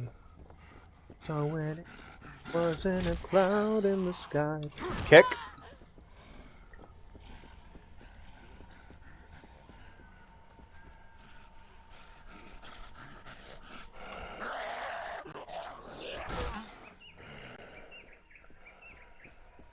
Right? I'm having great. I'm having great. I'm having a great time. Yeah, like, the anime crossover fights, to me, a lot of times are quite boring. I don't know. I think I'm at the point now where the active two characters fighting is not that exciting to me, unless there's something interesting going on in the fight, or there's an interesting narrative. Like, you can have the most gorgeously animated fight, but if the mechanics of what's going on in the fight aren't interesting, or I don't care about the characters, then I don't really care. And it really bums me out, because a lot of modern anime fans kind of miss that. Like, I've seen... I don't know, just looking at anime TikTok will give you a great understanding of how little people actually appreciate a good fight in a show. And a great fight in something is when you have both the mechanics of the fight and the narrative behind the fight and who the characters are as people firing on all cylinders, you know? If you want to destroy my thread, or hold this thread as I walk away... For example, I saw there. Okay, so there was the fight between Sea King and all the heroes. Someone had made an edit of that with just this awful sounding hip hop music in the background. Not even like clearly some royalty free shit, right? And it's like showing the Sea King beating all the different heroes, and then Saitama killing him in one punch. And they cut out all the talking, all the emotion of the characters. The entire narrative of the fight is gone, and so. With the narrative of the fight gone, and the fight not really having any mechanics to begin with, because it's One Punch Man, and the moment Saitama shows up, all fight mechanics go out the window. That's kind of the joke. So, I'm a Weezer fan. Nice. I know Buddy Holly. I know that song. Feeble Revolver. Ooh. Oh yeah, man. I'll take that. I can't pick it up. Let's drop the paddle then. Kablip. I'll take that. I got my revolver now. But yeah, I think a lot of anime fans miss out on cool fight mechanics and narratives and stuff. I also think that basically a lot of anime fans just want to see two characters kiss or two characters fight. And a lot of genuinely great shows get dismissed because the story doesn't show the right characters kissing or the right characters winning a fight, you know? Like, why is everyone talking? Why aren't they kissing or fighting? And it's like, because stories aren't told by characters just kissing and fighting all the time. You gotta have an actual narrative. You gotta have motivation and such. You know, you gotta write the fucking story. I saw a lady, there was a lady giving me break at work. She was taking over my machine for me. And I, like, walked up to her and she was fucking, sorry, my back's hurting. She was listening to music on her phone and I looked down and she was listening to Nickelback and she kind of, like, looked ashamed. I didn't say anything, I just kind of saw it and she just kind of looked ashamed. It felt kind of bad. I have no strong opinions or hatred of Nickelback. Just want to say I don't listen to him. I thought it was really funny. I just think the joke of someone listening to Nickelback is a funny joke. You know? I like Weezer because it usually stuns them for half a second. I don't know. I've listened to Wee You, I Look like I've listened to that so many times that I can't judge. Mainly in the shitpost context. I mean, hell, one of my rewards on the you should check the Channel Point awards for sound alerts, because one of them is the amazing digital Weezer. I'm Carl Weezer. Alright, tell me where it hurts. Find a bottle of painkillers and 3 bandages for Linda. I think I've done this one already, but... Oh, hey, cool, there's an objective marker. Excellent.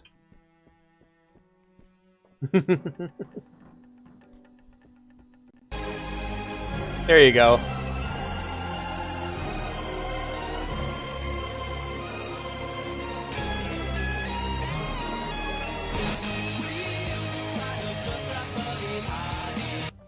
There you go. You happy now? I like the amazing digital Weezer. That's one of my favorite Channel Point rewards. I rush to that redeem.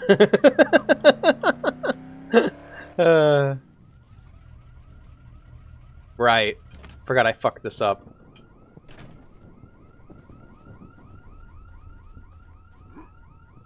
Damn, the jump is really good in this game. Ah, egg. How you doing, Pansy? How's the Eep today?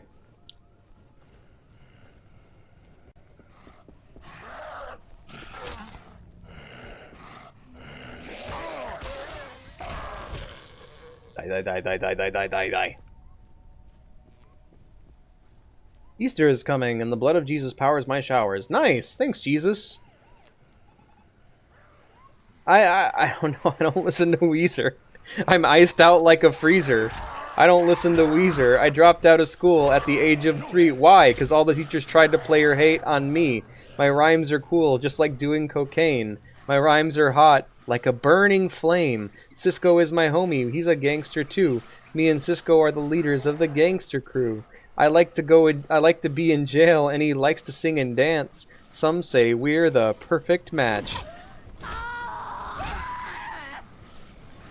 Your rhymes are cool, just like doing cocaine.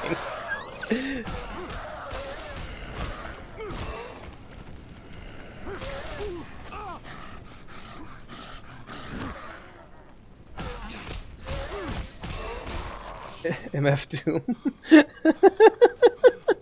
That's an old ass. That's like an old ass internet song.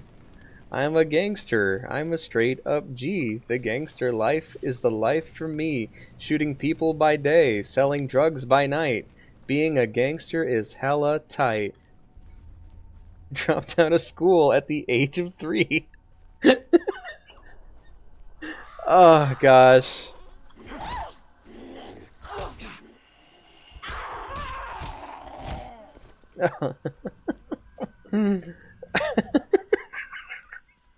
I didn't think that was funny when I was younger. That's the thing.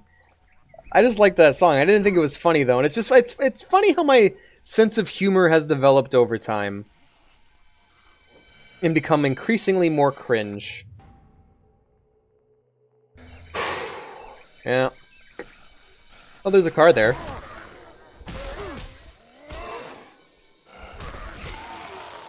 This asshole's going down. This asshole's going down. Damn, son, where'd you find piss? Oh god, my back hurts so bad right now, you guys. Oh my god. It feels weird, right? Yeah. The anime caught up with me, so I don't know. I need to get around to reading part 7.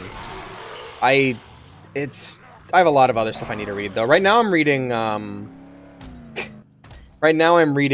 the fuck is it called? Shit. Kingdom Come. I'm reading Kingdom Come, the Justice League comic. Pretty good so far. Very pretty. Like it's like the art in it's just fucking gorgeous. And it's basically like a story about how like after the Justice League retire, superhumans kind of ruin the world, and it's about the Justice League like basically coming back together to help deal with the fucking problem of just random superheroes with no oversight being assholes. I'm the only JoJo Lion fans, but I don't believe it. Is that a good story? Does that go somewhere? Because everyone I've heard talk about it's just kind of like, I don't know nothing about nothing. Thank you. You just saved this girl's life. Painkillers? Hang it is. Alright. Shit. Can I come in now?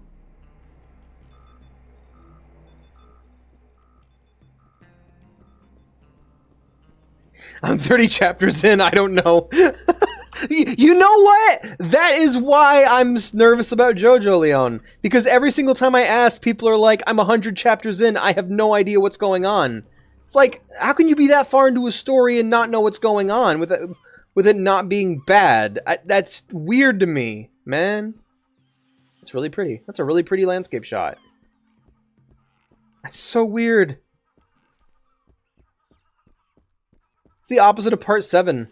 I'm 1 chapter in and it's the best thing I've ever read. No, I like part 7. I like what I've read of part 7 so far. I got to the real man's world. That's about as far as I got. Do this one then. It's mostly because of the I ain't reading all that. Oh god, yeah. And there hasn't even been an official translation, so you're dealing with scanslations at this point.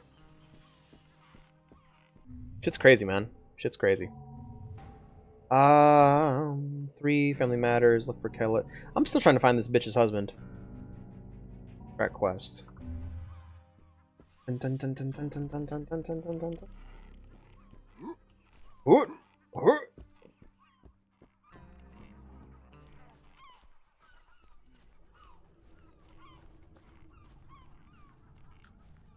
Oh wow, I need to yeah, there's a lot more manga I need to read. The last manga I read was Solanin, which was fantastic. Very good story. Mostly just about real shit though. Like, I don't know. I think as I've gotten older, I've gained an appreciation for real ass shit. Like, I want to read stories that feel like they're about real people, no matter how fantastical the setting is. Which is one of the things I love about JoJo. It's got some real ass characters that I really appreciate. Which does have an official translation. Oh, look at that. And so like I've mainly been seeking out just really good character stories as I've gotten older. So that's kind of what I prioritize.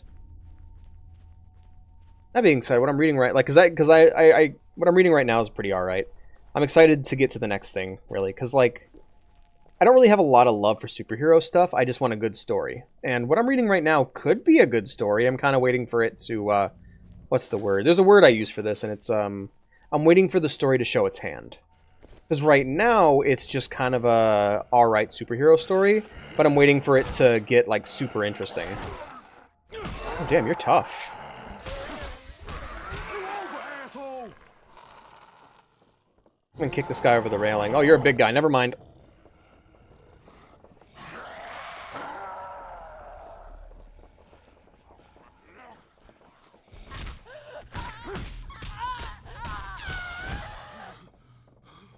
How far is the English translation? I mean, last I checked, it didn't have an official translation.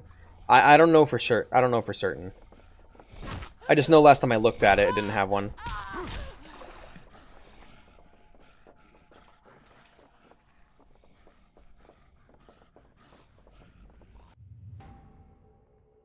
Where is this?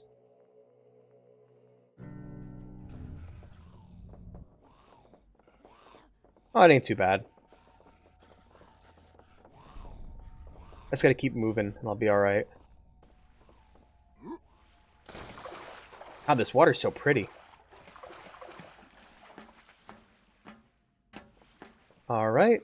Oh yeah, and in general, it's like part 6 or something.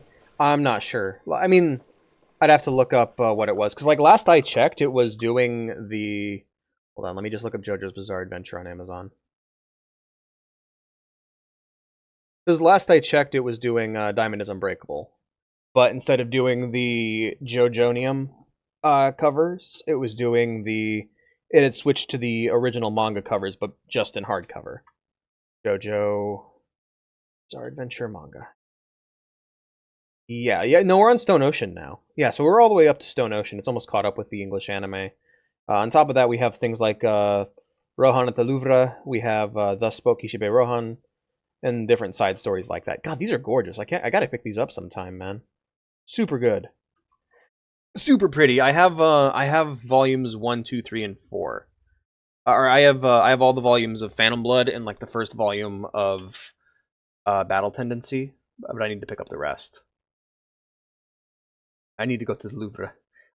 Dude, same. I'm about to step out for a second so I can use the restroom. I want to put some music on and then we'll be back. Oh my goodness. Are you saying the Louvre as in the physical location or as in slang for the toilet? Because I'm using it in slang as slang for the toilet because, I gotta run. Sorry, that's embarrassing. I shouldn't just say that shit. I'll be back, guys.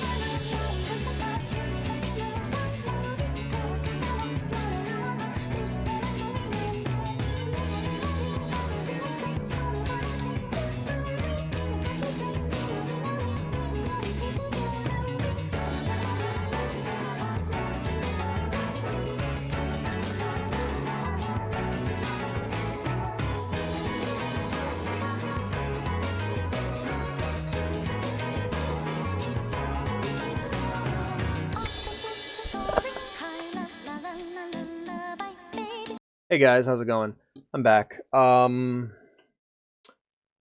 about 3:13 now, so yeah, the girlfriend went to bed without me, so I'm kind of sad and I want to go cuddle with her, so I'm probably going to finish this quest here and then wrap it up.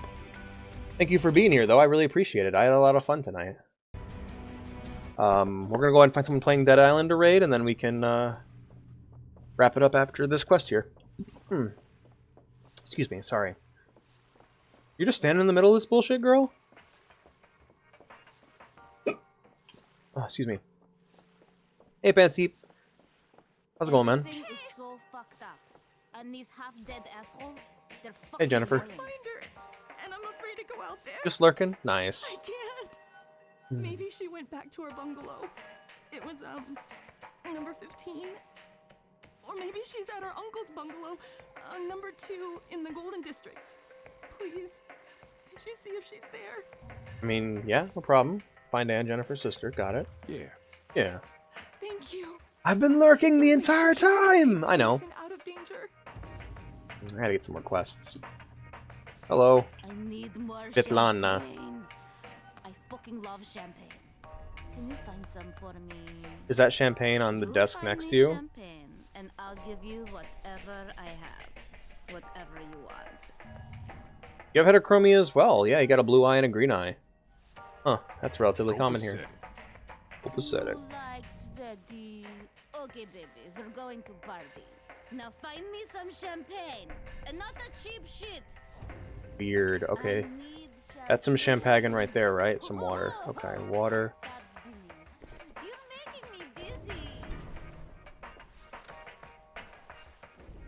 Svetlana says she likes champagne. Oh, hi. Sent you to find me? Hey, William. How's it going, dude? These girls here, though, are they injured or are they? No, they're fucked up. Okay. Hi, William. I can't believe that crazy bitch sent someone to find me. The whole world's going to hell, and the last person I want to be with is that goddamn wife of mine. Look, take the money and whatever else you want. It's no use to me anymore. And tell her... God, you're a piece of shit, aren't you? Tell her I'm dead. Believe me, it's for the best. Wow, you're just a piece of shit, aren't you, dude?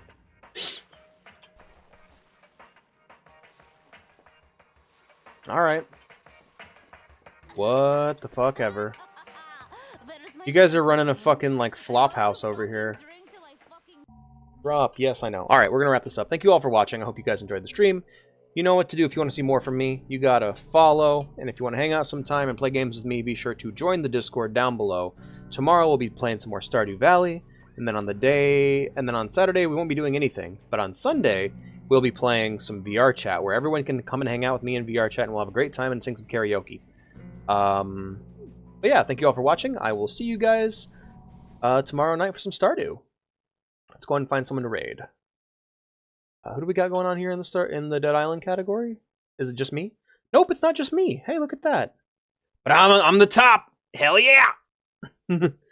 Number 1. All right, let's check out Legujira. All right, later, guys. Alrighty. He's actually playing the game. Look at that. All right, we're gonna go ahead and raid Legujira. Legujira. Oh, actually, no, we're not. We're gonna fucking raid Crooked. Oh no, I don't want to raid Crooked. We're gonna raid Gujira. Back here. Sorry, Crooked. And put you right there. They seem all right. I hope their chat's not in verified only. Yep, no rules popped up. Good. I already have the shock pistol. See Hydra. Oh wow, busy stream. All right. My boomstick. All right, 1 viewer, 3. Hell yeah, guys. 4. Nice work. Slow shotgun. Now I see why it's called sluggish. Let's raid. Ooh, but that's gonna blast somebody full of lead. I'll tell you what. Hey yo, School of the Cat. Thank you so much for the raid. Welcome in, guys.